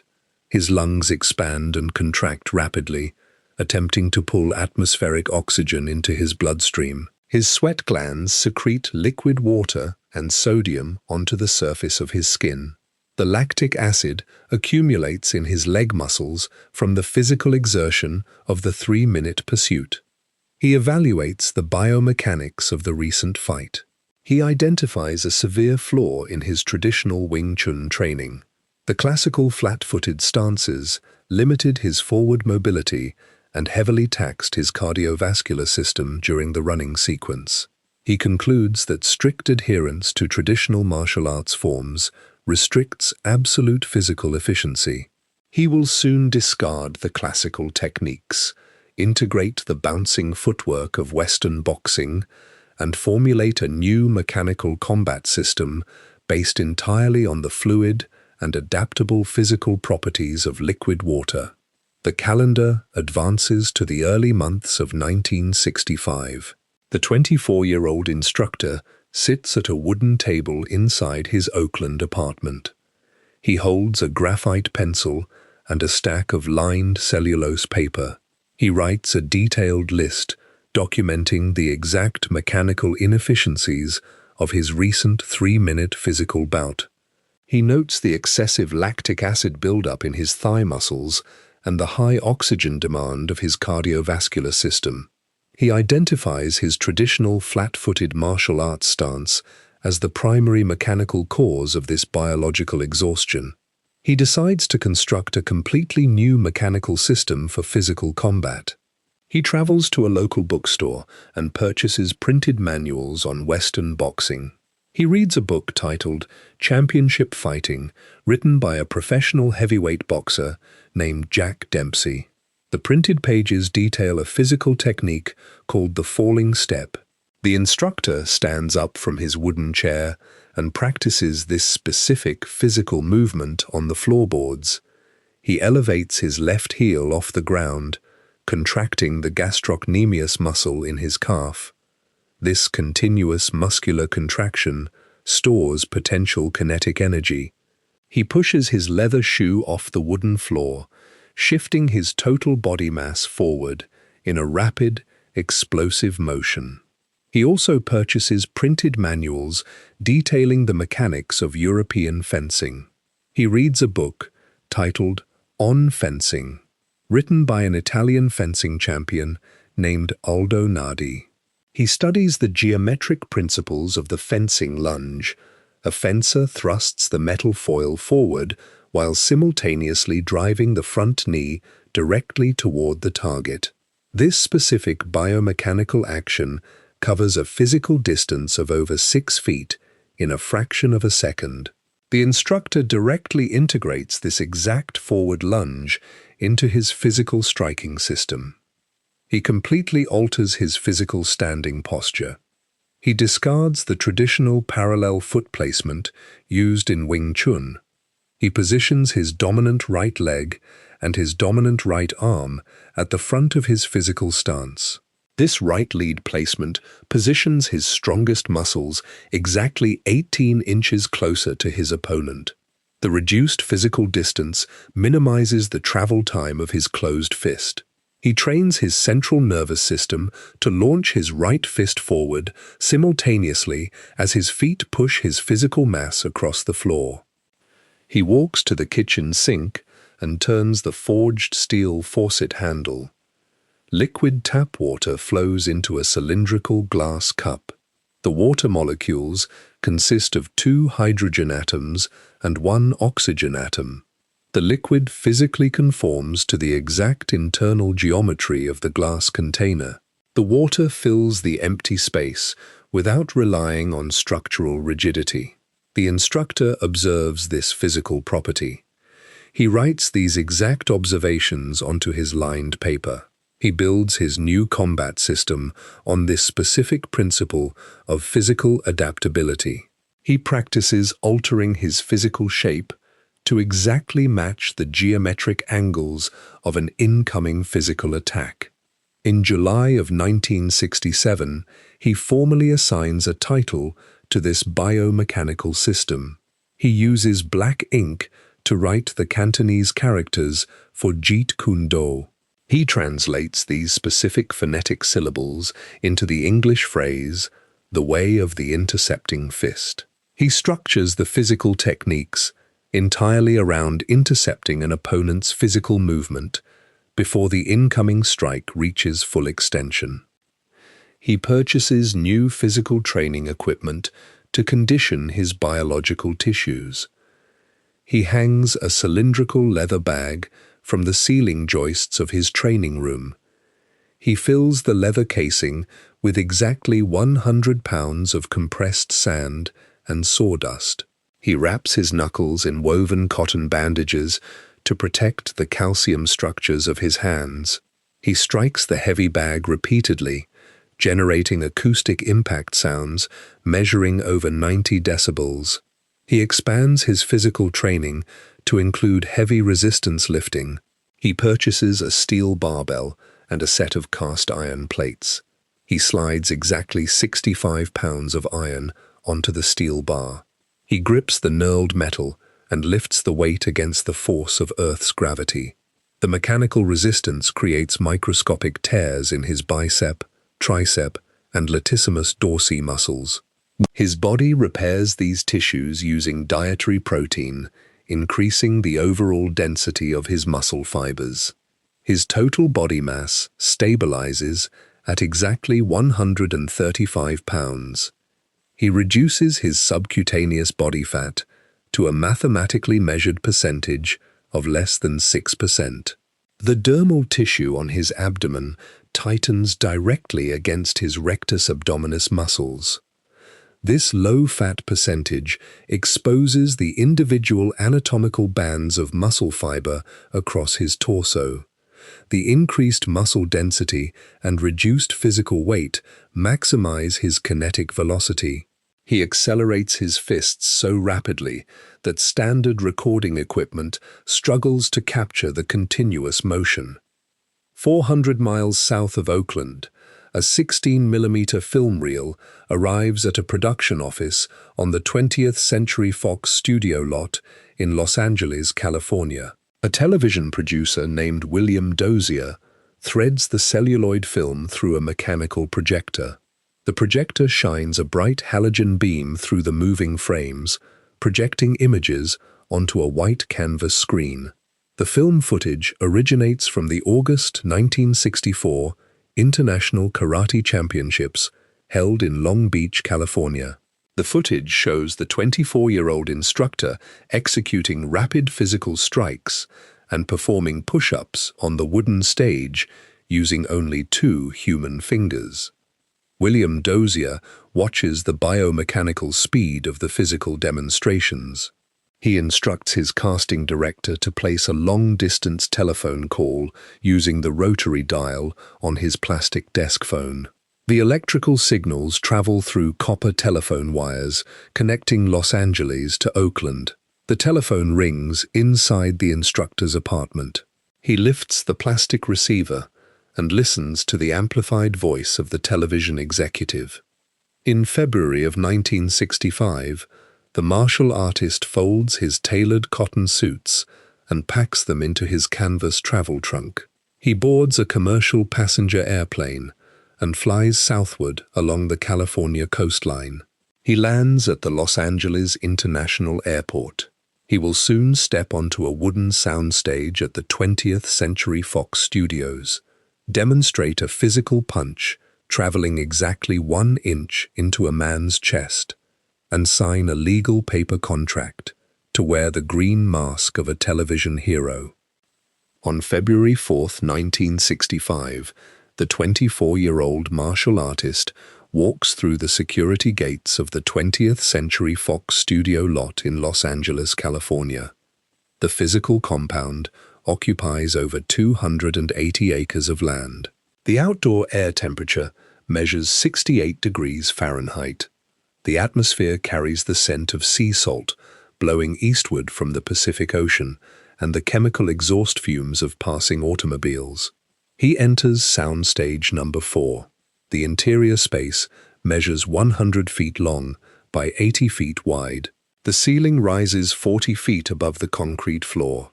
The floorboards consist of solid pine wood, painted with a flat gray latex paint. Film technicians position an Arriflex 35mm motion picture camera on a heavy steel tripod. The camera contains a polished glass lens and a motorized film magazine. A technician loads a reel of cellulose triacetate film into the metal magazine. Overhead, studio electricians activate tungsten halogen lamps. The electrical current heats the tungsten filaments to over 5,000 degrees Fahrenheit, projecting a bright white light onto the wooden floorboards. The lamps raise the ambient room temperature to 82 degrees Fahrenheit. The air smells of heated dust particles and ozone. Television producer William Dozier stands behind the camera operator. He instructs the martial artist to demonstrate his physical striking power. A male volunteer steps onto a marked area of the floorboards. The volunteer weighs exactly 145 pounds. He stands with his feet placed shoulder-width apart. He holds a rectangular leather focus pad tightly against his sternum. The 24-year-old martial artist approaches the volunteer. He extends his right arm and places the tips of his fingers directly against the surface of the leather pad. He retracts his closed fist exactly 2.54 centimeters. This specific metric measurement equals exactly 1 USA inch. He anchors his leather shoes against the painted pine floorboards. He initiates a rapid physical rotation of his hips, twisting his pelvic bone forward. This muscular contraction generates massive kinetic torque. The kinetic energy travels up his spinal column, transfers through his shoulder joint, and projects outward through his extending right arm. His knuckles impact the leather pad at a high velocity. The kinetic force transfers directly into the sternum of the volunteer. The sudden mechanical impact lifts the 145-pound man off his feet. The volunteer's physical body travels backward through the ambient air. He collides with a wooden chair positioned exactly 4 feet behind him. The momentum of the human body pushes the chair backward. The wooden legs slide across the gray-painted floorboards for another 3 feet before stopping completely. William Dozier observes this physical transfer of energy. He orders the casting department to draft a formal paper contract. The legal document specifies a weekly salary of $400 USA in exchange for television acting services. The martial artist uses a fountain pen filled with blue ink to sign his legal name on the bottom line of the cellulose paper. He secures the co-starring role of a character named Kato for a new television series titled The Green Hornet. The 20th Century Fox wardrobe department issues him a specific costume for the role. The outfit consists of a tailored black cotton jacket, black wool trousers, and a black chauffeur cap featuring a shiny vinyl brim. The costume designers mold a facial mask using green-tinted fabric and flexible plastic. The mask covers the upper half of his face. His mouth and jawline remain exposed to the studio lights. The production schedule for The Green Hornet begins in the summer of 1966. The film crew constructs sets using plywood panels painted to resemble urban alleyways and wealthy USA living rooms. The director calls for action. The martial artist performs a choreographed fight sequence against 3 stuntmen. He executes a rapid sequence of high kicks and straight punches. The Arriflex camera operates at a standardized speed of 24 frames per second. The rotating metal shutter opens and closes, 24 times every 1,000 milliseconds. The martial artist moves his arms and legs at a velocity exceeding the capability of this mechanical shutter rate. He extends his leg, strikes the stuntman, and retracts his foot back to the floorboards within a single exposure window.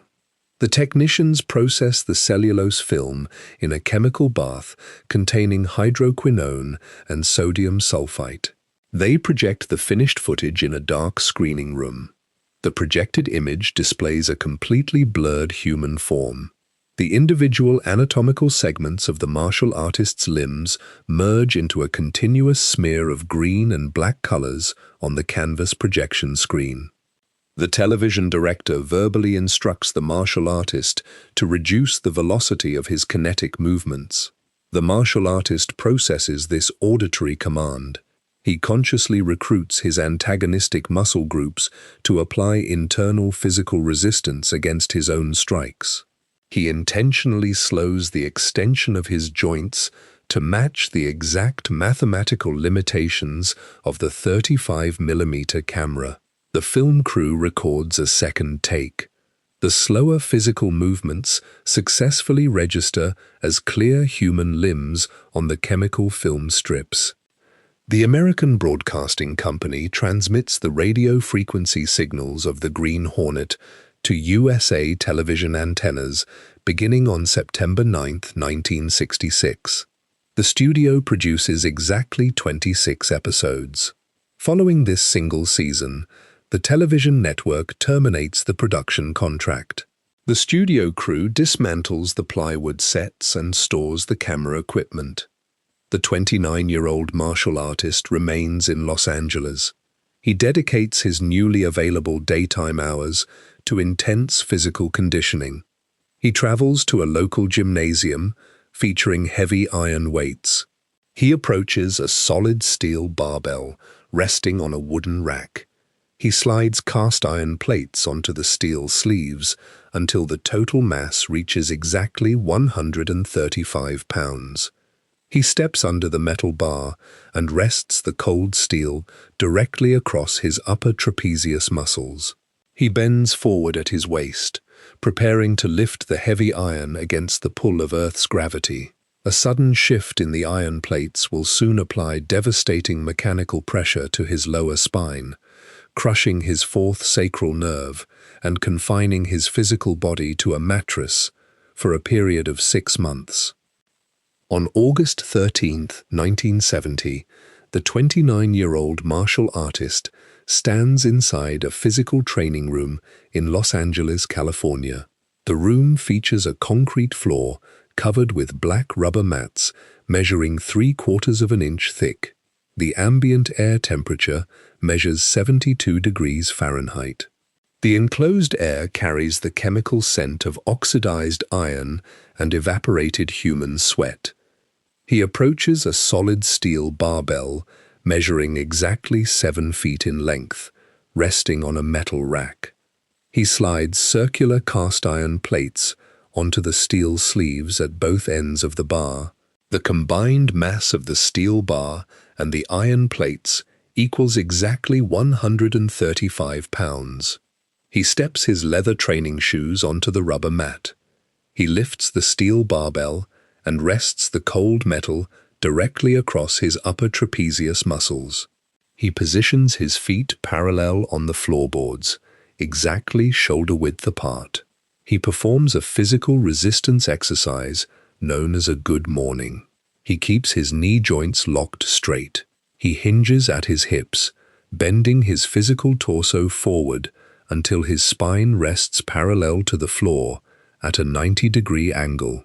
He contracts his hamstring muscles and his erector spinae muscles to support the external weight of the steel and iron. Earth's gravity pulls the 135 pounds of iron downward. A mechanical misalignment occurs in the lumbar region of his spine. The heavy steel bar applies direct physical compression to his lower vertebrae. The compressive force pinches his fourth sacral nerve. The damaged nerve fibers transmit acute electrical pain signals directly up his spinal cord, and into his biological brain. He drops the steel barbell. The iron plates impact the rubber floor mats, generating a loud acoustic shockwave that reverberates against the painted drywall. He travels in an automobile to a local medical clinic in Los Angeles. A physician directs him to lie flat on a metal table. The physician operates a medical X-ray machine suspended from the ceiling. The machine passes a focused beam of electromagnetic radiation through the martial artist's abdominal tissue. The radiation strikes a sheet of photographic film containing silver halide crystals.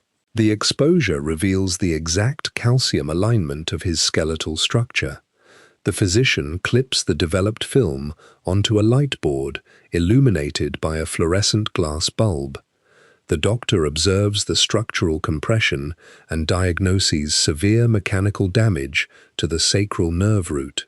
The medical professional issues a strict prescription requiring the martial artist to remain completely flat on a horizontal mattress for a duration of exactly 6 months. The martial artist returns to his residential house. He lies on a rectangular mattress constructed from coiled steel springs and padded cotton fabric. The prescribed physical immobility causes the muscle fibers in his arms and legs to atrophy. His biological body mass decreases by several pounds as his daily physical activity ceases. His wife, Linda Lee, walks into the bedroom carrying stacks of lined cellulose paper and wooden pencils filled with solid graphite cores. He rests a wooden clipboard on his chest. He presses the tip of the pencil against the paper. The physical friction deposits dark graphite particles onto the cellulose fibers. He draws precise anatomical diagrams of the human skeletal system. He sketches the specific geometric angles of a human foot pushing against a flat surface to generate forward kinetic force. He writes exact mathematical equations calculating the transfer of physical energy during a centerline punch. Over the course of 6 months, he fills hundreds of paper pages with these black graphite marks. He compiles these pages into a comprehensive instructional manual detailing the exact physical mechanics of his Jeet Kune Do system. The written manual specifies the exact degrees of joint articulation required to maximize physical striking power and minimize defensive exposure. The calendar advances to the year 1971. The damaged sacral nerve tissue regenerates over the passage of time. The martial artist stands on his feet and walks across the wooden floorboards of his house. He drives a motorized automobile to the Warner Brothers studio lot located in Burbank, California. The studio complex consists of multi-story concrete buildings and paved asphalt parking lots. He walks into a corporate office. An electric air conditioning unit pumps chilled air into the room, lowering the ambient temperature to 68 degrees Fahrenheit. He sits in a leather chair at a solid oak conference table. He hands a typed paper script bound by 2 brass brads to the studio executives. The script outlines a television program titled The Warrior. The typed English text describes a Chinese martial artist traveling across the USA during the 19th century. The studio executives turn the paper pages and read the black ink characters. Later that year, the television network produces a program matching this specific premise under the title Kung Fu. The executives sign a paper employment contract with a Caucasian actor named David Carradine to perform the leading role. David Carradine relies entirely on his theatrical acting background. He performs the physical fight scenes using slow, choreographed movements designed specifically for the 24 frames per second standard of USA television production. The martial artist observes this casting decision. He calculates the available employment opportunities within the USA television industry based on this physical outcome. He receives a telephone call from a film producer named Raymond Chow. Raymond Chow operates Golden Harvest Studios in the territory of Hong Kong. The electronic voice on the telephone receiver offers the martial artist a leading role in a feature-length motion picture. Raymond Chow allocates a total production budget of exactly 100,000 USA dollars to fund the film. The martial artist speaks into the plastic telephone receiver and accepts the employment offer. He folds his tailored cotton clothing and places his leather shoes into a canvas travel trunk. He travels to the Los Angeles International Airport. He boards a commercial jet airplane powered by 4 turbine engines. The airplane burns aviation fuel, generating enough thrust to lift the metal fuselage into the air. The aircraft flies west over the Pacific Ocean at a cruising altitude of 35,000 feet. The pilot will soon land the aircraft on an asphalt runway. The martial artist will travel to a rural village in Thailand called Pak Chong, step into the tropical heat, and execute high-velocity physical strikes for a film titled The Big Boss. In July of 1971, a commercial passenger aircraft lands on a paved asphalt runway at the Don Mueang International Airport in Bangkok, Thailand. The 30-year-old martial artist disembarks from the metal fuselage and steps onto the concrete tarmac. The ambient air temperature measures 92 degrees Fahrenheit, and the relative atmospheric humidity exceeds 80%. He rides in a motorized automobile driven by a Golden Harvest studio employee. The vehicle travels 110 miles northeast along a paved 2-lane highway to a rural agricultural municipality named Pak Chong. The film studio houses the production cast and the camera crew inside a local wooden hotel building. The plumbing system in the building features only cold water pipes, pumping unheated tap water measuring 60 degrees Fahrenheit directly into the metal wash basins. Local biological insects, including mosquitoes carrying parasitic organisms, fly through the open window frames and puncture the exposed dermal tissue of the film crew. The local catering staff provides daily meals consisting primarily of boiled white rice and steamed cabbage. To maintain his precise muscle mass of 135 pounds, the martial artist consumes imported cans of pressed beef and swallows vitamin tablets compressed from synthetic chemical powders. The production crew transports 35mm motion picture cameras and reflective canvas lighting panels to an operational ice manufacturing plant in Pak Chong. The industrial facility utilizes ammonia gas compressors to freeze liquid water into solid rectangular blocks. Each ice block measures 3 feet in length and weighs exactly 200 pounds. The typed film script dictates that the fictional antagonists conceal illegal narcotic powders inside the center core of these solid ice blocks. A 52-year-old Chinese film director named Lo Wei sits in a folding canvas chair and issues verbal commands to the crew. Golden Harvest studio executive Raymond Chow allocates a total financial budget of exactly 100,000 USA dollars for the entire motion picture. This specific monetary sum dictates the purchase volume of unexposed camera film and caps the rental of large electrical lighting arrays. The martial artist asserts direct physical control over the mechanical choreography of his combat sequences.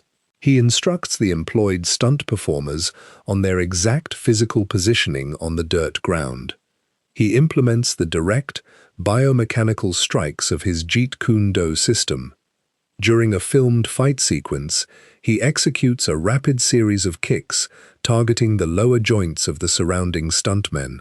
He extends his tibia and fibula bones, driving the leather sole of his shoe directly into the patella tendon of a stunt performer.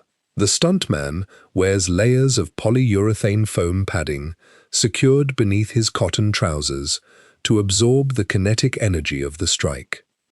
The martial artist pivots his physical mass on his left foot and launches a closed right fist into the abdominal rectus muscles of an approaching actor. He instructs the camera operator to adjust the focal length of the glass lens to capture wide angles of the physical strikes. He dictates the exact placement of the steel camera tripod, ensuring the lens captures the full extension of his limbs.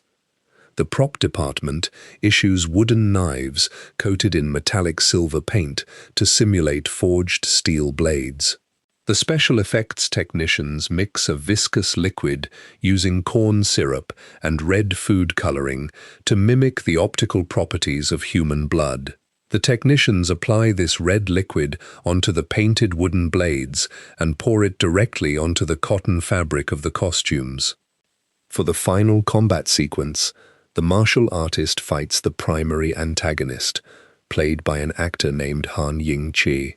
The two men perform physical strikes on a dry dirt field positioned outside a wooden residential mansion. The camera operator mounts the Arriflex camera onto a metal track system known as a dolly. Technicians push the camera horizontally along the steel rails to keep the moving combatants centered within the glass optical lens. The martial artist performs a leaping kick, propelling his biological body 3 feet upward against the force of Earth's gravity, and extending his foot toward Han Ying-chi's chest. The filming schedule concludes in August of 1971. The production crew packs the exposed reels of cellulose film into sealed metal canisters. They transport the canisters back to the Golden Harvest editing rooms located in the Kowloon district of Hong Kong. Film editors operate mechanical splicing machines equipped with steel razor blades to cut the celluloid strips. They apply liquid chemical cement to join the selected frames together into a continuous 99-minute visual narrative. Audio technicians record the sound effects of physical impacts by striking leather pads with wooden sticks. They synchronize these recorded audio frequencies directly to the visual movements projected on the film. On October 3, 1971, the completed motion picture, titled The Big Boss, premieres at the Queen's Theatre in the Central District of Hong Kong. The concrete theatre building features a main auditorium containing 1,200 velvet-upholstered folding seats. A projectionist threads the 35mm print through a carbon arc projector. The intense electrical light beam casts the moving images onto a flat white canvas screen measuring 40 feet across. Local citizens wait on the paved sidewalks outside the theatre to purchase paper admission tickets using printed Hong Kong dollar banknotes. The physical seats in the auditorium remain occupied at maximum capacity for multiple daily screenings over the subsequent weeks. By the end of the initial theatrical run, the box office registers total ticket sales equating to exactly 3.2 million Hong Kong dollars. This specific numerical revenue exceeds the previous Hong Kong box office record of $2.4 million. The massive influx of paper currency prompts Raymond Chow to immediately authorize the production of a second feature film. The studio executives calculate a larger financial budget and print new legal contracts on cellulose paper. The 31-year-old actor will soon travel to the European continent, construct a choreographed physical fight scene involving a USA karate champion inside the stone walls of a Roman amphitheater, and direct a motion picture titled The Way of the Dragon. In the early months of 1972, the 31-year-old martial artist sits at a wooden desk in the Kowloon district of Hong Kong. He signs a legal paper contract with Golden Harvest executive Raymond Chow. The blue ink signatures establish a new commercial business entity named Concord Production Inc. The martial artist assumes total physical and creative control over his next motion picture project. He uses a graphite pencil to write a complete screenplay on lined cellulose paper. The printed English title of the script translates to The Way of the Dragon. He lists his own legal name on the paper documents as the primary actor, the film director, the scriptwriter, and the lead fight choreographer. In May of 1972, the production crew boards a commercial aircraft and travels to Rome, Italy. The crew transports 35mm Arriflex motion picture cameras and metal lighting stands into the center of the ancient city. They arrive at the Flavian Amphitheater, commonly known as the Colosseum. The structure consists of massive blocks of travertine limestone and volcanic ash concrete. The exterior oval wall measures exactly 615 feet long by 510 feet wide. The Italian municipal authorities grant the film crew a strict legal permit allowing exactly 3 days of continuous filming inside the stone structure. The martial artist hires a 32-year-old USA professional karate champion named Chuck Norris to perform as the primary physical antagonist. The two men stand on a dry dirt path, flanked by the towering limestone arches. Chuck Norris wears a white cotton karate uniform constructed from heavy canvas, weighing 14 ounces per square yard. The ambient air temperature in Rome measures 75 degrees Fahrenheit. The martial artist holds 14 pages of handwritten notes detailing the exact physical biomechanics of the upcoming fight sequence. He scripts a precise mechanical progression demonstrating the core principles of his Jeet Kune Do system. The written choreography requires his character to initially absorb heavy physical impacts from the rigid, linear karate techniques before altering his physical rhythm. The camera operator points the glass optical lens at the two men. Chuck Norris shifts his physical mass and executes a high roundhouse kick, targeting the martial artist's head. The martial artist contracts the gastrocnemius muscles in his calves, elevating his heels off the dirt surface. He utilizes the bouncing footwork of Western boxing to move his physical torso backward, avoiding the extending tibia bone of his opponent. The martial artist then steps his leather shoes forward, driving a rapid sequence of straight vertical punches directly into the padded chest of Chuck Norris. The production crew captures exclusively visual data on the Italian set. The ambient air carries the loud mechanical noise of passing combustion engines and the vocal frequencies of nearby tourists. The technicians leave their electronic microphones inside their metal storage cases. They expose the silver halide crystals on the cellulose film strips without recording the surrounding sound waves. The crew packs the exposed metal film canisters and transports them back across the Asian continent to Hong Kong. Inside a soundproof recording studio, audio technicians strike leather pads with wooden sticks to generate percussive sound waves. They synchronize these recorded audio frequencies directly to the physical impacts projected on the celluloid film. The Way of the Dragon premieres in Hong Kong cinemas on December 30th, 1972. The projectionists thread the celluloid film through carbon arc projectors, displaying the choreographed Colosseum fight sequence onto white canvas screens. The local citizens purchase paper admission tickets, filling the wooden theater seats to maximum physical capacity. The initial theatrical run generates a total revenue of exactly 5.3 million Hong Kong dollars. This specific mathematical sum surpasses the previous commercial box office record established by his own film earlier in the same calendar year. The printed financial reports containing these numerical box office records reach the desks of studio executives in Los Angeles, California. Representatives from Warner Brothers Pictures review the typed data. The executives calculate the high profit margins associated with the martial arts film genre.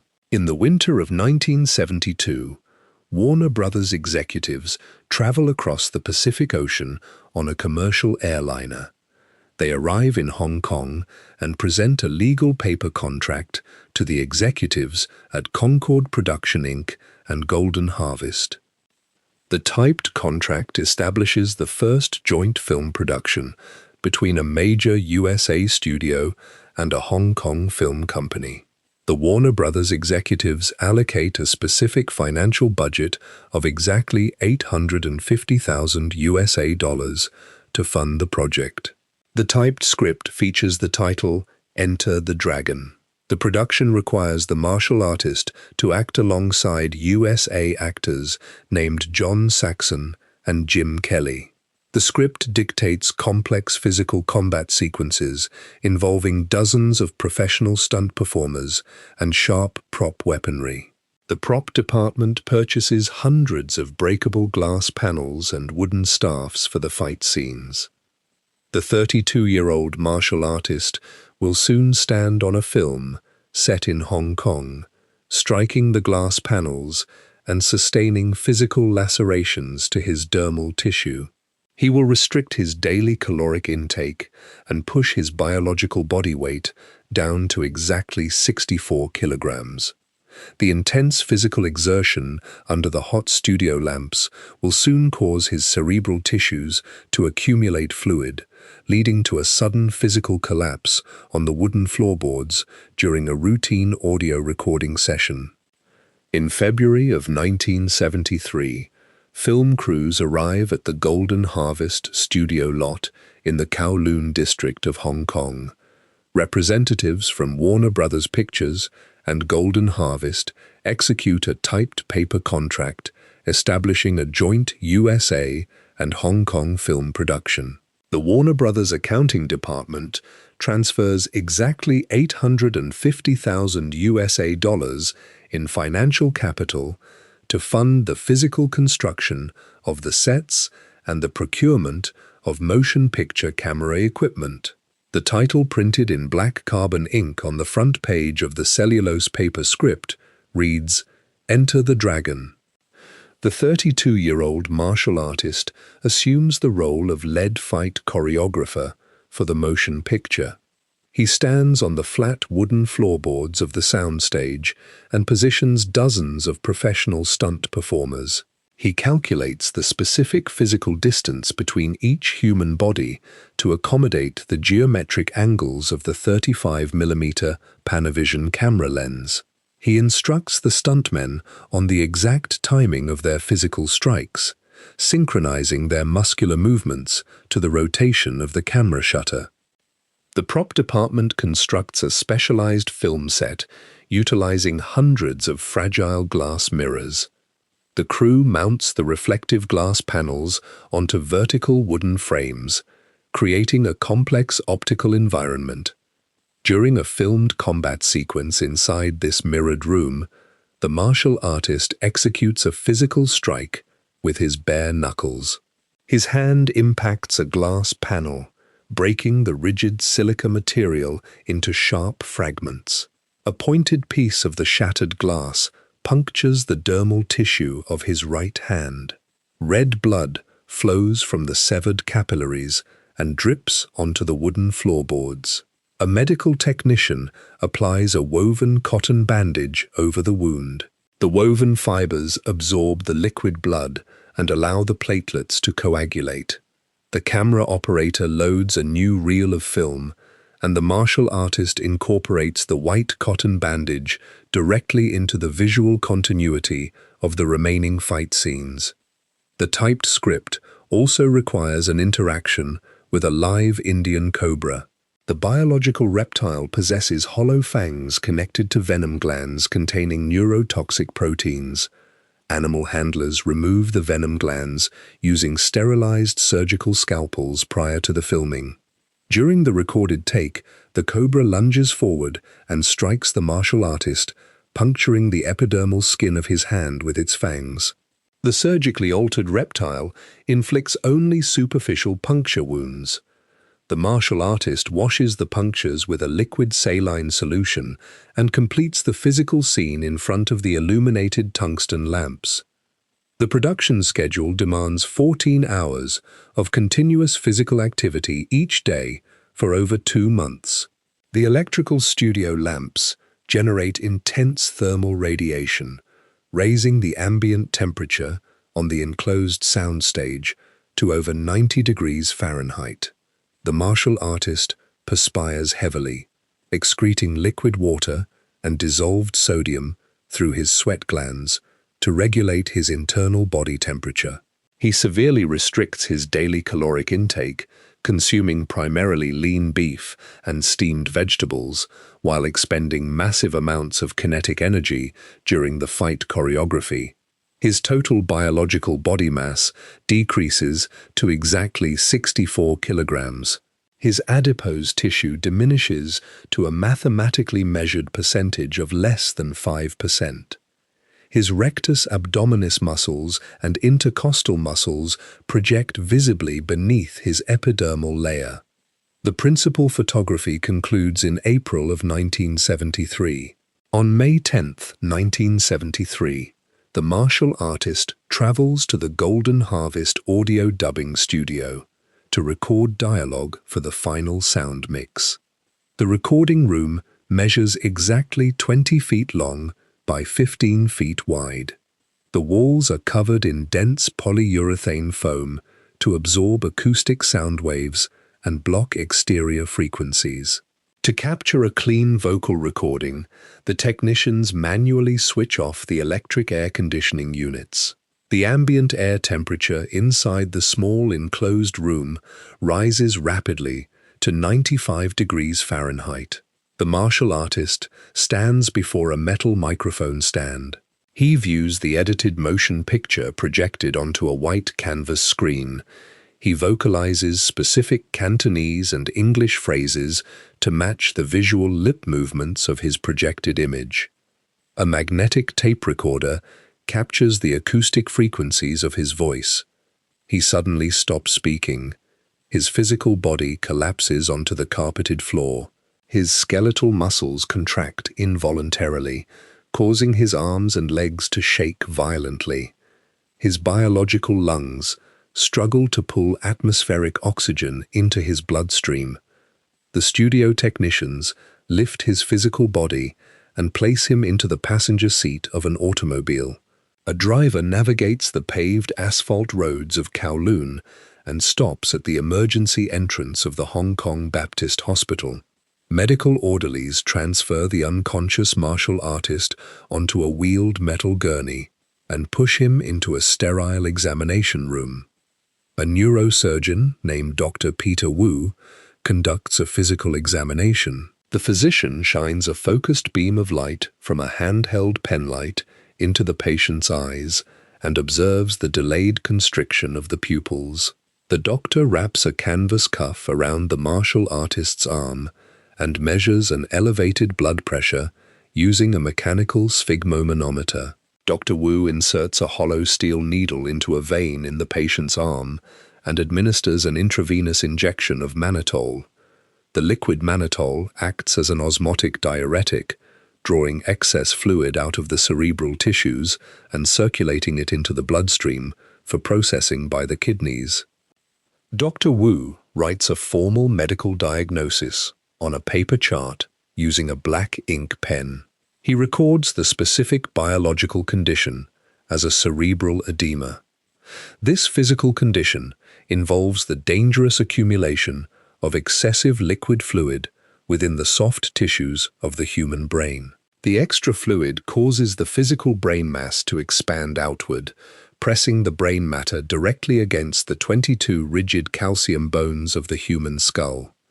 The pressure restricts the flow of oxygenated blood to the cerebral cortex. The mannitol injection successfully extracts the fluid, reducing the internal cranial pressure.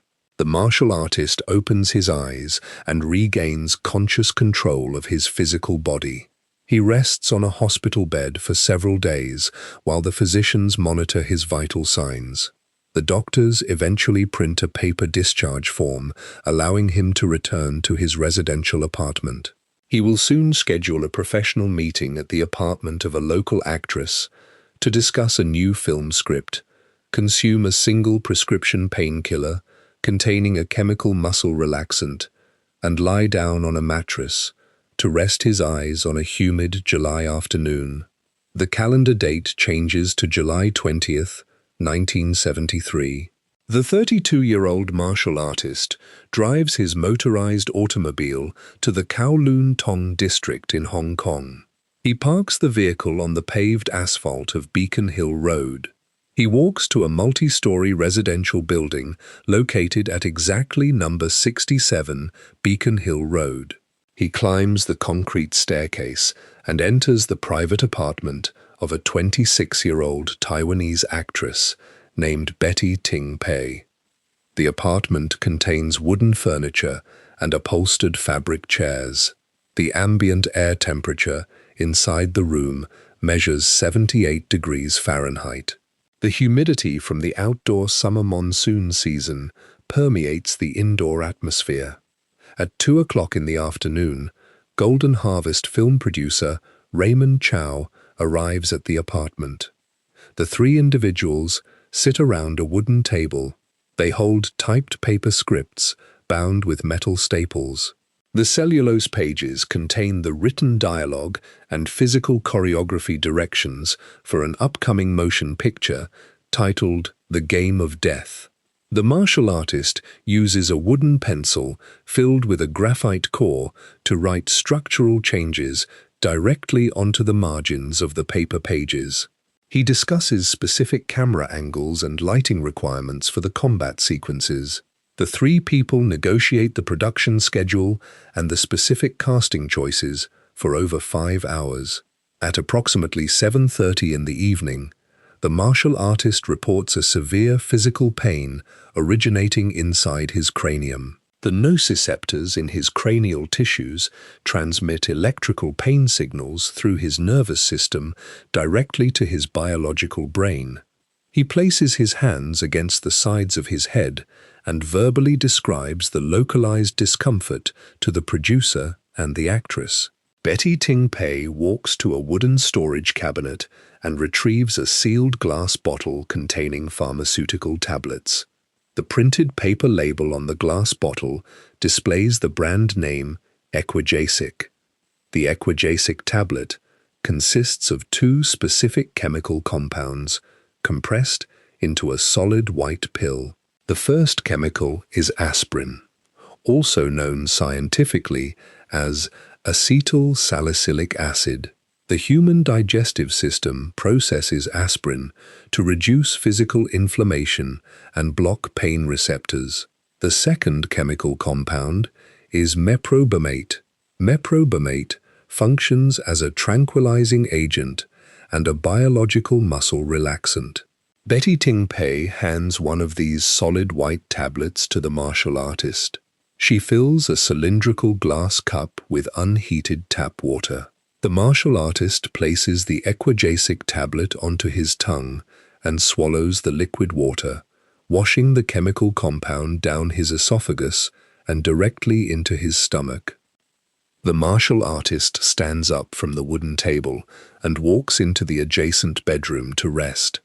He lies flat on his back, on a mattress constructed from steel springs and cotton batting.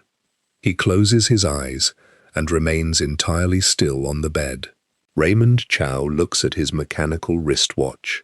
The metal hands indicate the time is approaching 8 o'clock in the evening. Chow walks out of the apartment building and travels to the Miramar Hotel to eat a scheduled dinner with a USA actor named George Lazenby. Inside the bedroom at 67 Beacon Hill Road, the gastric acid in the martial artist's stomach dissolves the Equigesic tablet. The acetyl salicylic acid and the meprobamate enter his bloodstream and circulate through his vascular system. The blood carries the chemical compounds directly into the soft tissues of his brain. At exactly 9:30 in the evening, Raymond Chow returns to the apartment on Beacon Hill Road. He walks into the bedroom and observes the martial artist lying motionless on the mattress. Chow steps toward the bed and speaks the martial artist's name loudly into the ambient air. The air in the bedroom remains completely silent. Chow extends his hand and shakes the physical shoulder of the 32-year-old man. The physical body remains entirely stationary. Chow walks to a plastic rotary telephone sitting on a desk.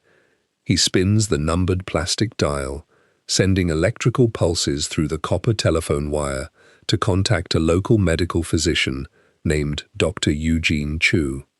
Dr. Eugene Chu arrives at the apartment at 10:10 in the evening. He carries a leather medical bag containing diagnostic instruments. The physician places the rubber earpieces of a stethoscope into his ear canals. He presses the cold metal diaphragm of the stethoscope directly against the martial artist's bare chest. Dr. Chu listens for the acoustic thumping sound of a beating human heart. The stethoscope transmits only the ambient silence of the room. He places his index and middle fingers against the carotid artery in the patient's neck to check for a physical pulse. The artery remains completely still against the physician's fingertips. Dr. Chu uses the plastic rotary telephone to call the municipal emergency services. A motorized ambulance arrives on the paved street outside the building. Two medical paramedics carry a wheeled metal stretcher up the concrete stairs into the apartment. They lift the physical mass of the martial artist and place his body onto the fabric surface of the stretcher. They secure his torso with nylon straps and roll the stretcher back down to the street level. The paramedics load the stretcher into the rear compartment of the ambulance. The vehicle burns diesel fuel and rotates its rubber tires to travel rapidly toward Queen Elizabeth Hospital. The ambulance reverses into the concrete unloading bay of the emergency ward at Queen Elizabeth Hospital. Emergency room physicians transfer the body to a metal examination table under bright fluorescent lights. The doctors push forcefully on his sternum to perform manual cardiac massage. They fill a plastic syringe with a liquid dose of adrenaline.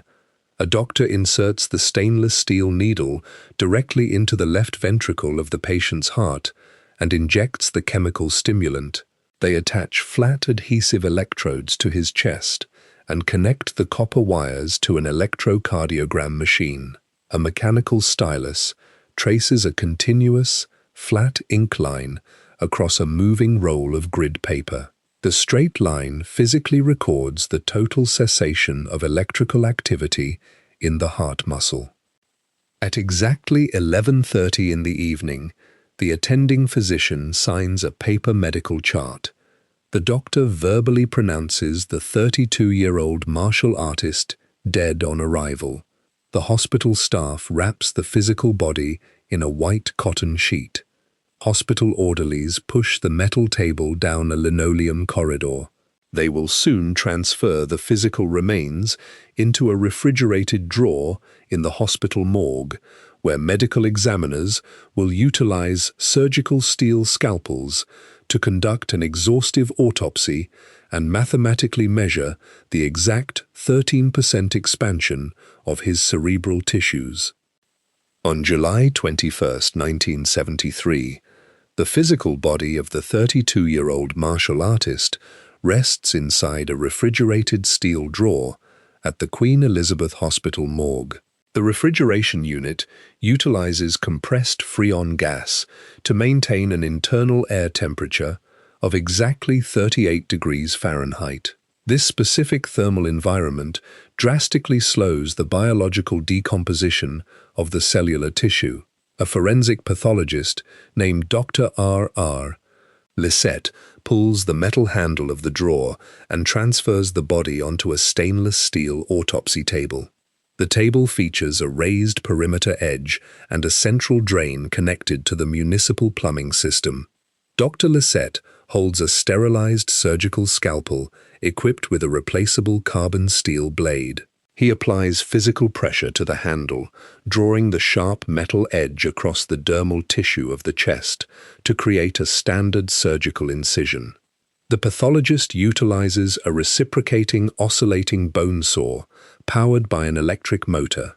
The circular metal blade features hardened steel teeth that vibrate rapidly back and forth. He presses the vibrating teeth against the calcium phosphate structure of the human skull, cutting horizontally through the cranial vault. He removes the upper section of the skull and carefully extracts the biological brain tissue. He places the wet cerebral organ directly onto a calibrated mechanical scale. A typical adult human male brain registers a mass of approximately 1,400 grams on this specific measuring device. The mechanical needle on the dial rotates and stops at exactly 1,575 grams. This specific numerical measurement equals a 13% increase in total physical mass. The massive accumulation of internal liquid fluid physically pushed the soft cerebral tissue directly against the 22 rigid bones of the skull. A forensic toxicologist extracts liquid blood and urine samples from the biological body using glass vials and hollow steel hypodermic needles. The laboratory technicians place the filled glass vials into an electrical centrifuge machine. The machine spins the vials at 3,000 revolutions per minute, utilizing centrifugal force to separate the red blood cells from the clear blood plasma. The technicians process the plasma through a gas chromatography machine to isolate the specific molecular compounds. The machine outputs a printed paper chart detailing the chemical composition of the blood. The typed report lists trace amounts of acetyl salicylic acid and meprobamate. These two specific chemical compounds represent the exact active ingredients manufactured inside the equigesic tablet consumed on the mattress at Beacon Hill Road. Professor R.D. Tier, a forensic pathology expert employed by the University of London, reads the typed toxicology reports and the physical measurements from the mechanical scale. He uses a fountain pen to sign his name in blue ink on the official coroner report. The paper document lists the biological cause of death as an acute hypersensitivity to the meprobamate compound. The chemical allergy triggered the rapid fluid retention and the subsequent cerebral edema. Telegraph operators working for international news agencies press the mechanical keys of teletype machines to report the findings.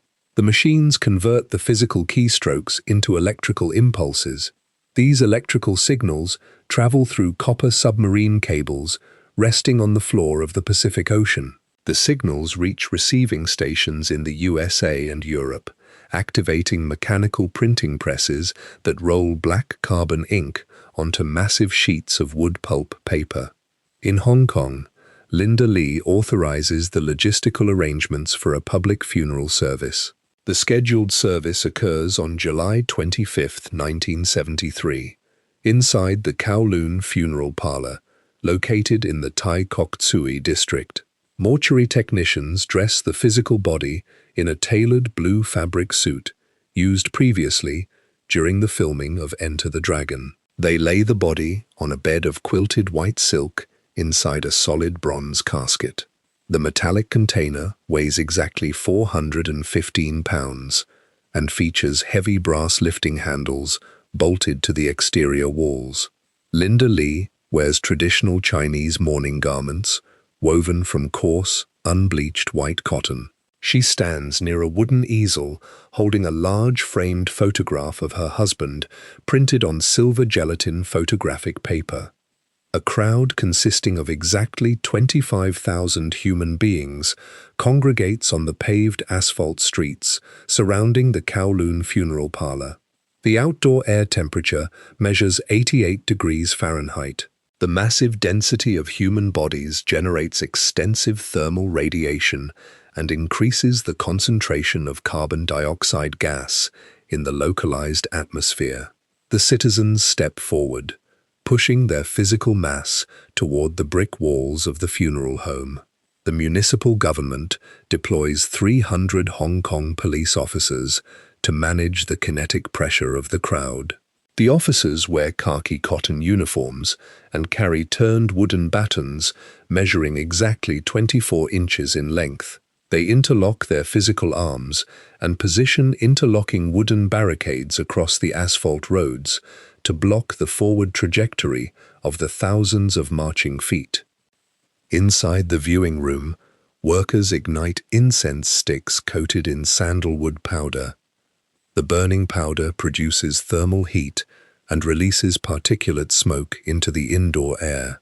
The mortuary technicians close the heavy bronze lid of the casket and secure the metal locking latches. 6 men grip the brass handles and lift the 415-pound container, sliding it into the rear compartment of a motorized hearse.